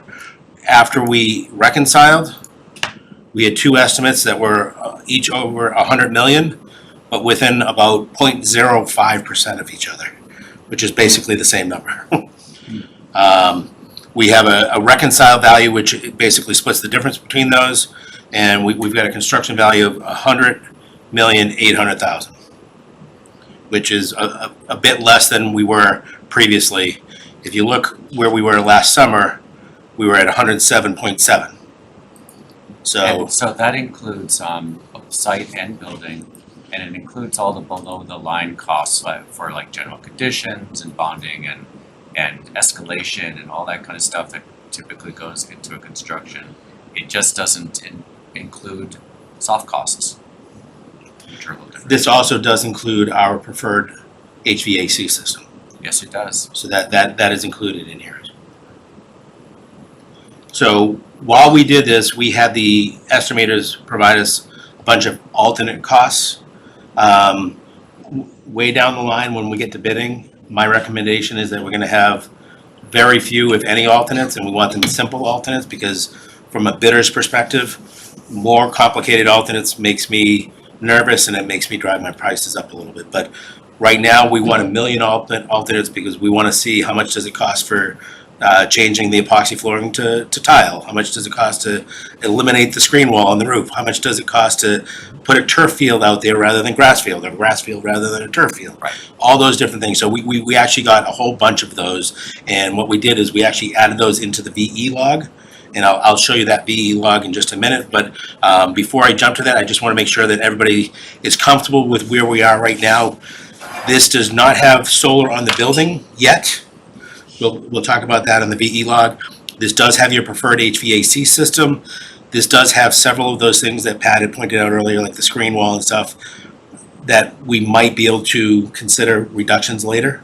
So Another thing it has in this base bid is a generator that is big enough, 750 kilowatt, that's big enough to run the kitchen, cafeteria, gym, and that whole part of the building, 3 floors, for a shelter-in-place, as requested by the fire marshal and the town authorities, so that it could be used as a, and so that's the right, in the base bid is that one. So that's You'll see some alternatives, but that's the one they wanted, so the town wanted. so Lee, that's shelter in place, not an emergency shelter.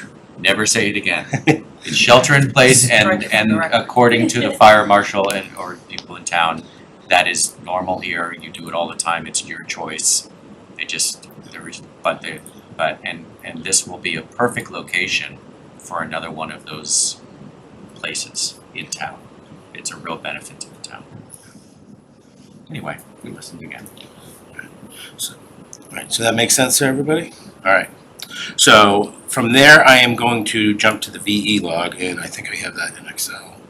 So I'm going to show that on Excel. So Nice chart. You're not sharing.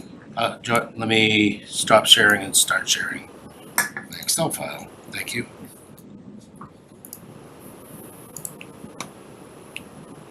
There we go. All right, so we work with the 2 estimating teams and the design team. I think the design team, for the most part, came up with the majority of the items here, and we had the estimators price them. We then tried to work with the design team to organize them. This is a thing that I like to do. I hope you like it. If you don't, we can always modify it. But we have 3 main categories here. Category 1 are things that don't affect program or operation or maintenance. So these are kind of no-brainers. They're things that just might improve the project for some additional savings. Category 2 are things that might affect one of those items. Either it could affect program, operation, or maintenance. So, for example, eliminating the trees, it could affect 30 trees, not all the trees, but eliminating some trees. It could affect program, it could affect operation. You know, you have more solar gain because you have less tree coverage, things of that nature. So that's why that's number 2. Number 3 is things that will affect program, operation, or maintenance, and the things we would never want to recommend. When a project is in dire straits in budget, sometimes you have to look at those things, so you always want to have those, but you hopefully never enact them. At this point right now, we haven't established our budget. We're going to be establishing that with our vote at the next meeting. And when we submit that to the MSBA, that's going to be our budget going forward. If we go over that, it's all town money, and we have to show how we're gonna fund that. When you do your vote with the popular vote, it's not gonna include anything over that, it's gonna include that value. So I always recommend to districts not to be irresponsible, but to make that number as high as you can, because we can always spend under, but you don't really typically want to go over that. So right now, we're at just over 100 million on our construction value, not the total project. That's about $7 million, a little more than $7 million less than we were this summer. So if you look here, these say possible. We're not recommending any of these until I get to this one here. Adding rooftop solar. So we know that the committee has been very adamant that they want an efficient building and an energy efficient building and a building that's built for the future. We were able to get an HVAC system that I think meets those guidelines. And the current building will be solar ready. In other words, the roof structure will be there, the infrastructure with conduits to the roof and things like that will be there regardless of what we do on this. But what we're seeing in the marketplace is, I mentioned a minute ago, I don't like to see alternates. What I'm seeing on every job is 2 alternates, solar on the roof and solar in the parking lot. So, These are add alternates, not savings, so. yeah. right. You could always make it a deduct alternate later. If we were to show this, when we submit this on the 10th, that we're gonna have a $100 million construction budget, and we're gonna do an add alternate for $773,000, that 773 is not eligible for MSBA reimbursement. We might be over the cost per square foot and everything anyway, but any alternates you put into the MSBA is outside of reimbursement. So our recommendation, where we're about 7 million under, this is 700, let's say another $1 million, we would recommend putting it into the base bid, so that would raise our base number from 100.8 to 101.5, but we would still be well under where we were this summer. And I think it potentially is doing what you want, but I certainly want to open that to maybe the committee for a little bit of discussion. There is another item here, which is adding solar in the parking. You can see that number is 2.5 million.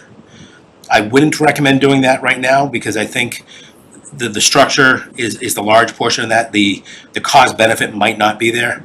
It doesn't mean we can't have that as an alternate later. It doesn't mean you can't consider it. But again, I'm gonna kind of go on your, whatever you want to do, but I think from our perspective, we were recommending the potential to add the solar on the roof now and maybe hold off on the parking lots.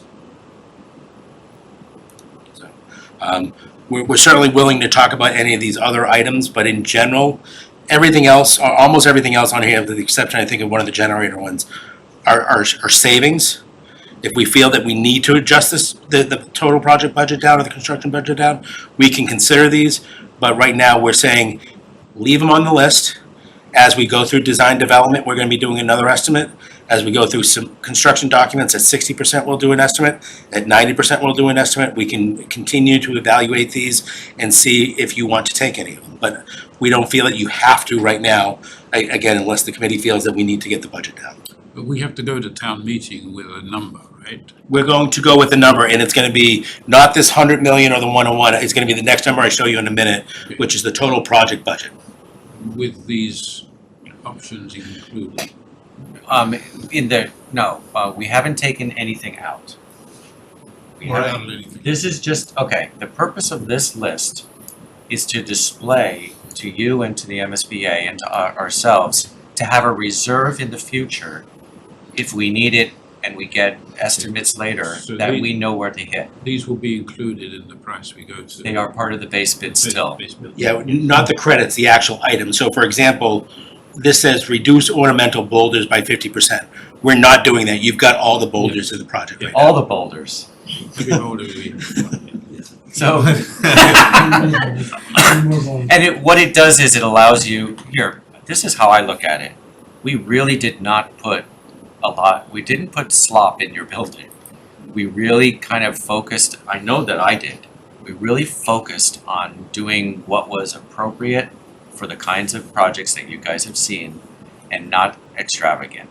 So on that top list, when you see a few things, there are some things that you could take out, like the screens or something.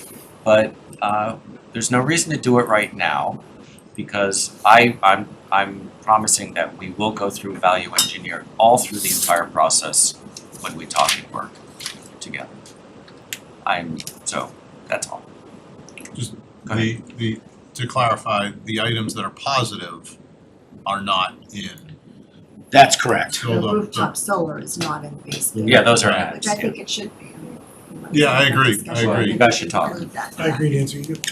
Yeah, I think we should, what I see on projects is being 90% done with a project and an owner coming and saying, we wanna put solar, on top. you know, put solar on top. And you ripping walls open to run conduit, et cetera, et cetera. Then that 700's a million, right? Yeah, yeah. Yeah, exactly. 700's a million. And I mean, it would be good as we move through this process to do the analysis, to do the cost savings.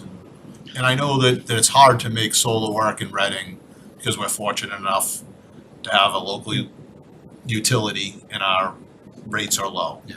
But it'd still be good to see the payback, but I think as where we stand now, we should make it part of the budget. And there is a potential, I think, the light department is potentially giving a small grant that would offset this. And I believe the IRA rates actually will allow us, I think, up to a third of that cost. So we're gonna continue to evaluate that, but again, anything from an IRA, from the incentives, is on the back end. So you gotta still Right. account for it in the budget, and then you get the money at the back end. I was chuckling because we had a conversation about this in another building committee meeting, and we won't get John started. No, Don't don't- get us started. We'll get John started on. Yes. Not on the evils of subsidies, no. No, no. Oh, not that again. Yes, no, that was another We won't committee. talk about so, that. don't worry about that. You're so Adam Smith. Yes. That's a good one. So He's an Englishman. is any part of the solar portion reimbursable from the MSBA if we include this? or So not? what we're saying is if we vote to include it, it will go into the overall project. Now, to be honest, when we look at the 3011, there's complicated formulas and we're probably over the cost per square foot already. So it's going to be in the eligible cost, but it's going to be deemed ineligible because of the square footage, if you will.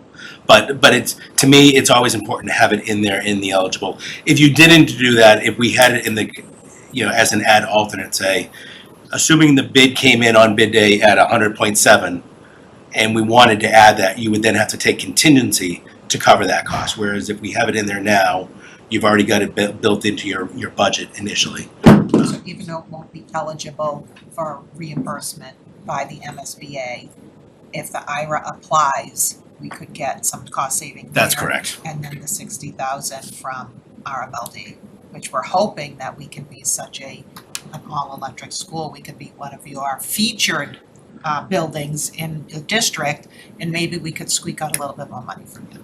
Yeah, I just wanted to thank you, Colonel. I can't promise how much more we'll give you, but RMLD, as a commissioner at RMLD, I do want to convey that we support the project and will help implement the solar at whatever level or capacity you want.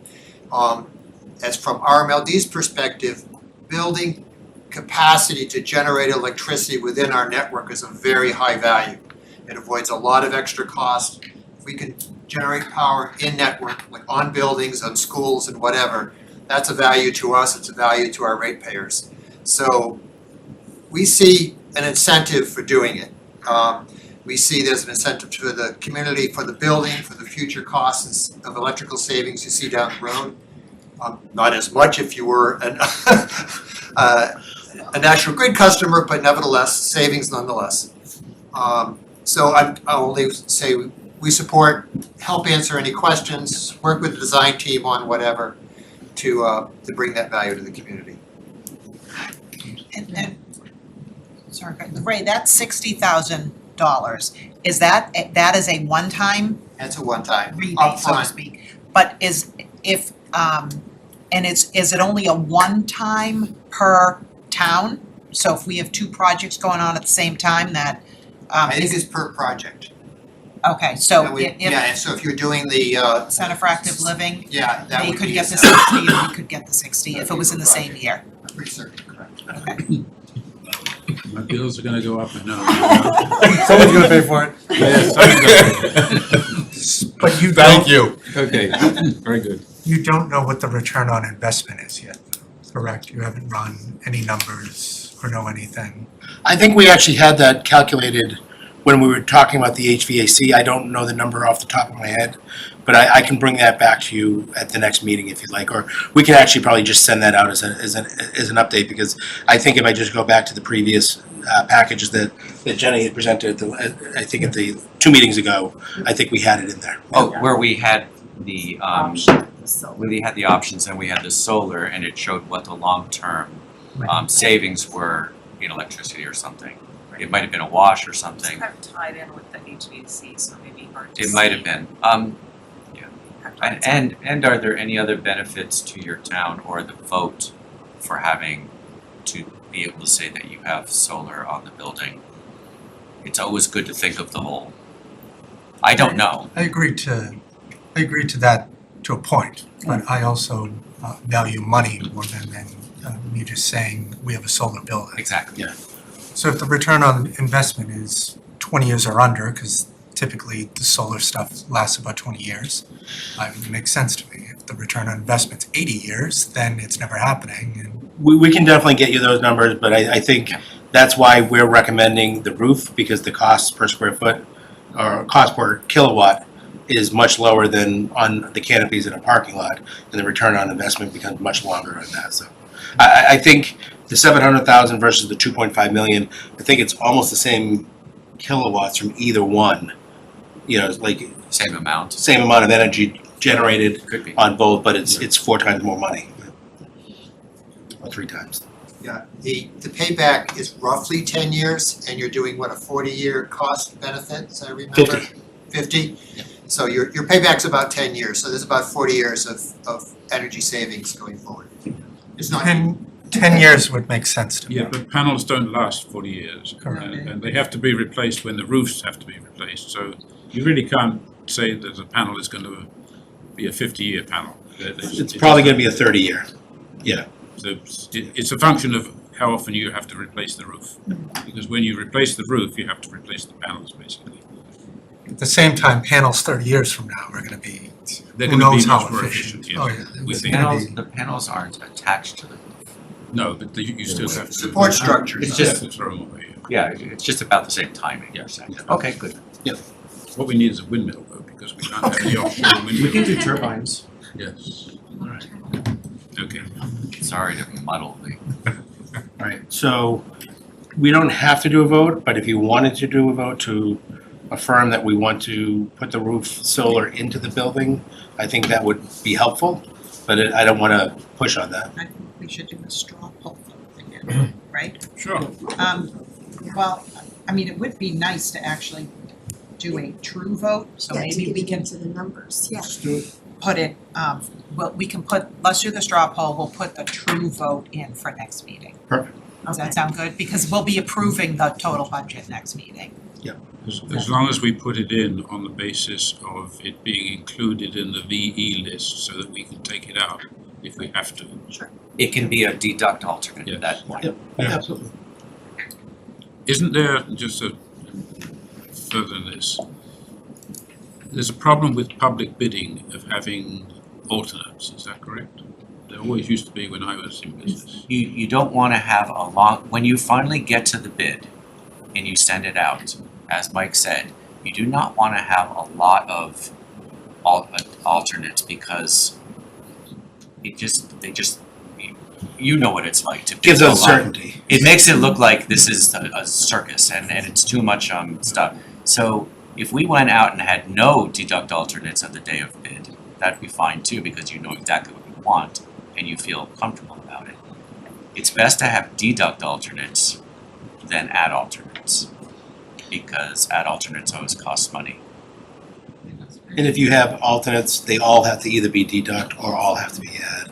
And you have to take them in the order that you pick. So That's- if you have 3 alternates, you have to pick one, and then you can add 2, and then you can add, you can't say, I'm gonna skip 1 and 2 public and pick bid, 3. yeah. You can't choose which alternate you want. Well, you've because- already pre-chosen it in Because that you would order. then be manipulating, Exactly. Somebody could be low bidder with alternate 1, yes. and somebody else could be alternate 3, so you can't do that. So you have to do it in the order that they've been. I remember getting sued on the job for, You'll get the very best pricing when everything's included, and then if you have to backtrack and take things out, you will have, it's because it's still part of the bid process, you'll get good numbers for that. Anything you do after all that, you will take a bath. Pay a premium. Take a bath? What a horrible thing to say. I kind of disagree. We definitely want to, the simpler the bid, the better. Yep. Simple is better. Yep. And changing things now is easy when they're halfway done with the design. It's getting a little more painful. When the design's completely done, it's a little more painful. When we've got a bid out, it's a little more painful. When they've built a wall and we wanna change something, it's getting more painful as we go. So the better we can make decisions sooner, as John was saying a few meetings ago, about timely decisions, the better off the project. Yeah, which brings up another question about timing of the test well, because you've got, the test well is, first of all, it's money, it's $100,000 or something like that. Secondly, it could change our philosophy regarding the energy production on the site. So when are we proposing to put the test well in? Some information to report about that. So the contractor that we were working with, Brightcore, they've actually come back and said that they are not interested in doing the test well. Even though they had given us a proposal, which typically indicates that someone is interested in doing a certain work they're proposing to do. The reason they are not interested is because they offer a turnkey service and they don't want to do a job. They don't want to do only a test well. They don't want to do only digging geothermal wells. They don't want to do only engineering geothermal wells. They're only interested if they're doing it all together. So they're not we need to interested in- solicit new bids. So if anyone knows a geothermal well driller, please give me their number. Yeah. Send that over to you tomorrow. So it will be probably, I would say, like another month here until we kind of get through this second round of getting bids and et cetera. Is that a British company? Probably. No. They're based in- Some of their terminology suggested that they were using certain keywords. Well, they say missile instead of. No, they were saying Aluminium. extra over and stuff like Oh, that. That's a key. the gentleman we worked with was South African. Okay, well, it's British. British Yeah. based. Alright, so we're gonna do a straw poll then on, or did we kind of just do the straw poll on? Yeah, recommend that we, I recommend that we add rooftop solar panels to the base bid. Remember? Yeah. With the inclusion of them being included in the VE list, or do you want to put? Well, yeah, with inclusion in the VE, yes, right. As a recommendation of the new business. Correct. Is there a second? So I'll second. Okay, this is just a straw poll. Any discussion? Yes. Sean, Yes. John? Yes. Chris? Yeah. Ed? Yes. Greg? Yes. Nancy? Yes. And Carla, yes. Alright, Thank you. thank you. So now that we did that, I am going to share my next screen. Hey Jenny, Chesapeake Drilling in Maryland did Acton, they did Belmont. Look at that, I learned it from the Pine Hill Elementary School. And we can find out who did Swascott. And it was very muddy. Yeah. That's what Brad said he'd send out. Yeah, I'm sending, Very muddy. sending Jenny 3 names right now. We're gonna have a field trip when they're out there drilling so that John can show us how muddy it is. Bring your It's gonna galoshes. be muddy. Galoshes, who says that? Acton, Foxborough did it, British. Watertown did it, Lexington. Watertown was at the high school? Yeah, and, The elementary schools didn't. and Belmont. I just sent you 3 names. I just sent you the company names. I'll dig up the contact info tomorrow. Okay. Plus, Chesapeake, so it's 4. Did 10 years, so we did drilling in our house. Alright, It wasn't like. so taking that Good.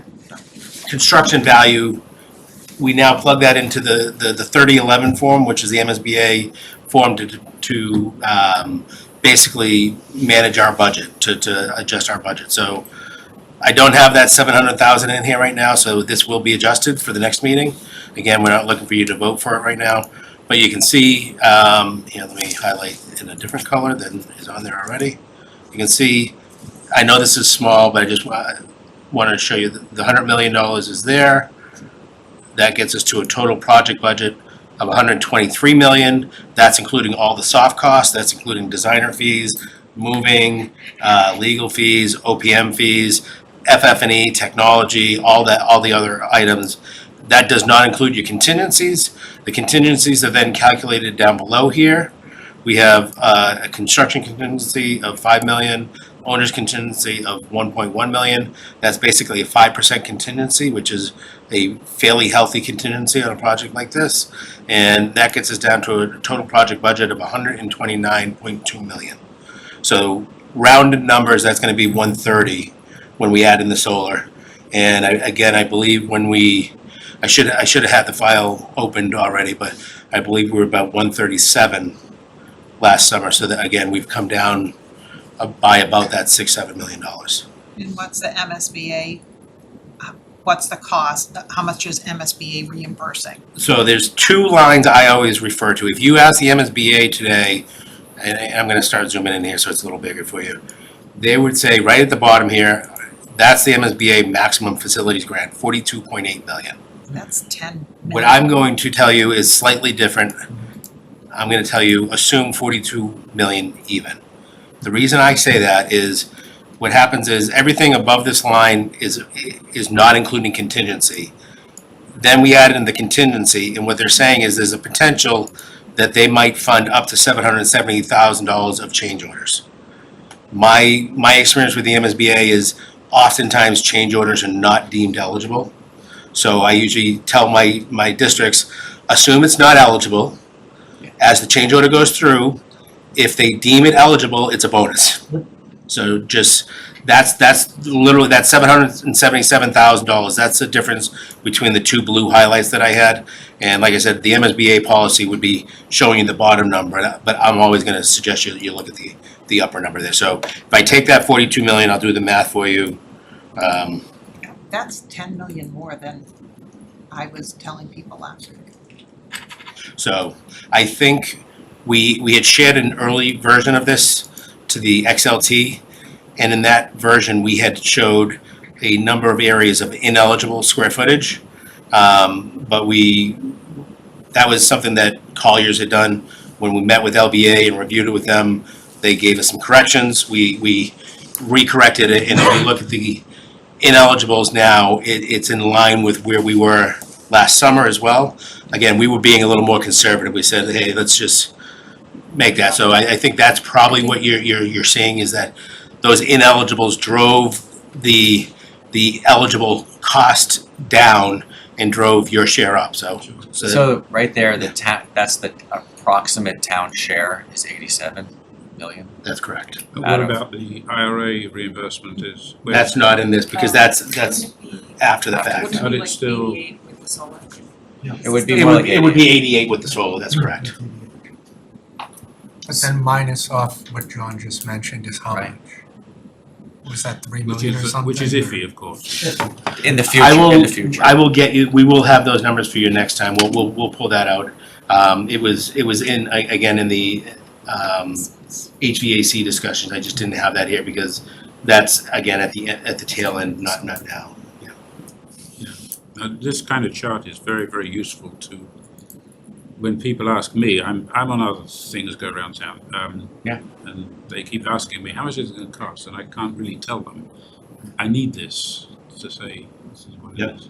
And you got this late this afternoon. This came in late to everybody, but everybody should have this in your John, email. we're gonna do a cheat sheet. Yes, that's We're what I gonna do need. a one sheet cheat sheet, so people can just look and say, this is how big the building is, this is how many students, this is blah, blah, blah, And blah. one of the important things, I mean, from my own experience is, because that vote question, the bond question, is not allowed to say all this stuff. All it can do is give you that overall number, you know? It's very important to communicate, to try to communicate how much, first of all, $42 million from the state, a one-time deal. And how much it actually is costing, and how much after the 88 million you hope to get back in reimbursables on top of that in the future, that might bring it down even more. You have to find ways to communicate that to people so they don't just show up at the thing and go, I'm not paying 130 million. And it's really hard. and just to Lee's point, when you get the vote language, Matt's already seen it, it's gonna have the $130 million number, that's the only number you're gonna see. It's gonna say the MSBA will reimburse it at their reimbursement rates per the project funding agreement, blah, blah, blah, but it's not gonna have it, and just so everybody else knows, you'll probably get tired of me saying this, but our reimbursement rate is 51.4% of the eligible costs. It's always of the eligible cost, because somebody's gonna say at the end of this job, we had $130 million and our reimbursement is 50, shouldn't we be getting $70 million? And no, it's of the eligible costs. That 51%, doesn't that come up against a cap on per square foot cost? There's a whole bunch of caps. They don't pay for hazmat, they don't pay for legal fees. There's a cap on our fee of 3.5%, there's a cap on their fee, there's a cap on site work, there's a cap on square footage. There's a whole bunch of things So there. it doesn't even work out at 51% of eligible costs, does it? Because of the cap on square. Once you get those all are ineligible costs. So if you look right here at the total here, and again, I can put this on the cheat sheet, before contingencies, we've got $123 million of cost. What we're saying right off the bat, 41 million of that is ineligible. So 81 million of that is eligible. And of that 81 million, it's gonna be at the 51.45%. Okay, That's the shell game. Chris, it's 2.8 million is our estimated IRA. So between 5 million contingency, potentially 2.8, that's maybe another 8 off of 88, which is 80.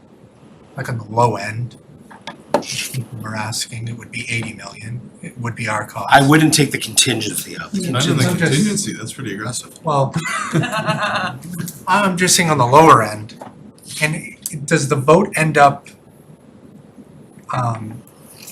is there any minimum requirement for the amount of people that have to vote, or if 10 people show up, it's majority and that's it? One person votes and votes yes, then it passes. Unless there's a town ordinance or something like that, but I don't think there's any minimum requirements, no. Okay. I think we're gonna have more than one at least, right? All right, so again, we don't need anybody to vote on it today. Take a look at this. If you have any questions, we're gonna continue to develop things. We've talked to Lee and his team about actually doing a formal quote.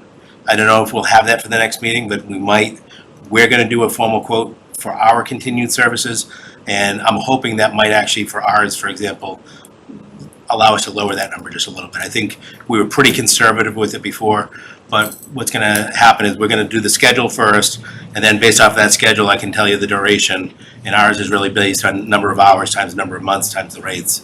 So I should be able to do that once we have that finalized. So Mike, just out of curiosity, and you've done these more than I've ever seen, so how, like, at this stage, that number, how accurate, how close to the screws are you, like, at this stage? Like, are we?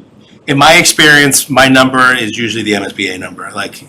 So when we get to April Yeah. 30th, when they have their board meeting and what he's asking, because that's gonna be the number, right? Yeah. You're saying that it'll be pretty close to this. I think the biggest wild card, if I had to say anything, Yeah. is the thing that we were just talking about a minute ago. We have this, I'm gonna slide over here just so everybody can see this. This is the ineligible building areas. And I'm gonna guess that this 7,055 might tweak a little bit, like it might be 7,100 or 7,000 even or something like that. But the MSBA might come back with a different take on that 7,000, and they might try to add something else in. I don't expect that, because they've already kind of, this summer, these numbers are based off of the report we got from them this summer. So if I had to say something, that would probably be the biggest wild card, because it's not something we can control. It's something they do, but I don't expect that they're gonna change that substantially. And we have not changed the program. Like, we lock into it, since that point, we really haven't changed it, so they won't see anything new. I don't know if your question was directed at the MSBA reimbursement or just like the total cost. Total. I mean, we've got another year, and what happens in the market? There's some, I'm not actually to predict the future. There's a lot of that. Yeah, there's a lot of variable, yeah. And the drawings aren't complete. Yep. Which is why there's one of the reasons there's a contingency there is like the estimators do this for a living and they're estimating off of documents, but the documents aren't complete. Yeah. So part of the reason there's a contingency there is for what they don't see and what they can't see, because it's not Inside the estimate, if you were to look at it, it's a schematic design estimate. I think they have, I don't know what the estimate had, 10% or something like that contingency in it. Design contingency. Yeah, and that's because there's so many unknowns, it's not detailed it works for them. When it gets to design development, it'll go down to like 7.5. Then in CDs, it'll go to like 5%. This is inside the estimate. And then at the very end, right before you bid, it's at 0. Because we've done this with more and more detail, their estimate, and then we go out. But that's part of the reason why we have that BE list, because this is, from here on out, it becomes a design to budget project. Yes, it does. So we've established the budget, and going forward, as we continue to do cost estimates, if the DD estimate comes in a little high, then that's when we call in the value engineering and say, all right, we're gonna start to make some of these decisions. We're gonna take out the roof screen, we're gonna change this and change that so that we can, And that Bring it down to process right budget. there, is that done here? Or is that done, like, do we We can establish a Do we subgroup. say that, like, do you, like, if we get to that point, is that something that the committee chooses, or is that just something that happens? What do you mean? Like, if we started to like knock things off the list? A value engineering Yeah. exercise. So- Well, we Go ahead. okay, we would pick 3 or 4 of you who are into it to go and what we would also have, and we'd make that list with all those decisions, but also it would have the principal, maybe the superintendent, because we have to understand their feelings about program. And then maintenance, Joe Huggins would be there, so we know about maintenance and that kind of stuff. So that at the decision on each item, somebody might say, oh yeah, get rid of that, we don't need it. And we need that to teach, Gotcha. So we go through this process. We're not doing it right now because we're in pretty good shape and it feels tight. But we will go through that, and we've been through that many times. One of the reasons we make this list is because we want our own contingency of items to know, because we know what's gonna happen. We'll have to look at it. In the VE log, just in general, we're always gonna make recommendations, but it does mean you have to pick them, but we're gonna give you that list with the category 1 category every time we do an estimate. And if we need to take something, we're gonna make a recommendation. If you take the first 3 items in the first category, you've done your job. Or, hey, we've taken everything in the first category and we've gotta go into the second category to meet our budget. We're not expecting to be in that category. Just so that everybody's clear, the word contingency, there is, I went back to the construction value here. The 2 red lines here, design and pricing contingency, that's $7.6 million. That's basically for all the design that isn't done yet. We mentioned earlier, like the fire protection drawings are very rudimentary. When they add that detail, we expect the price up above fire protection is probably gonna go up. But as that goes up, that design pricing contingency comes down. The other thing is whenever the estimators price it, they price it as if it was bidding today. That's what I was gonna ask that question. And so the second line here is escalation. So we've got $4 million in escalation. That's basically getting us this next year, basically, the year plus to get us to bid day for the escalation. So that those are contingencies, but those are different contingencies than Different than the ones in the your construction 3011. contingency you see here and the owner's contingency you see here. So those are contingencies within the construction value, which, as Lee mentioned, as the design completes, as we go to bid on bid day, those other 2 contingencies are 0. Gotcha. And These are for the then we're construction. managing the project with these 2 items going forward. And Pat knows this very well, like on a new project, by the time you get 2/3 of the way through, you pretty much know where your contingency is gonna be once it's been hashed out. And then oftentimes towns decide to put some more towards some facility stuff or some furnishings or some better technology if it's been tiered a little bit. Oftentimes there's things in in the project that you would like to fund. But it's really up to you and how you use that. It'll all be your decision. Did we bring in a tax expert right after the vote? So we've actually been talking, and I think Jenny sent us the contact I had a information. recommendation. Yeah, so we can bring that forward, and I would say that we would hold off until we vote the funding in, and then we would recommend bringing that person on board. So just so you know, some people on this committee may have actually gotten it, but the MSBA sent out an email recently giving a list of all the potential grants and things of that nature. We've passed it on to LBA. We've actually passed it on to James and our on our team, on our internal team. He does all commissioning.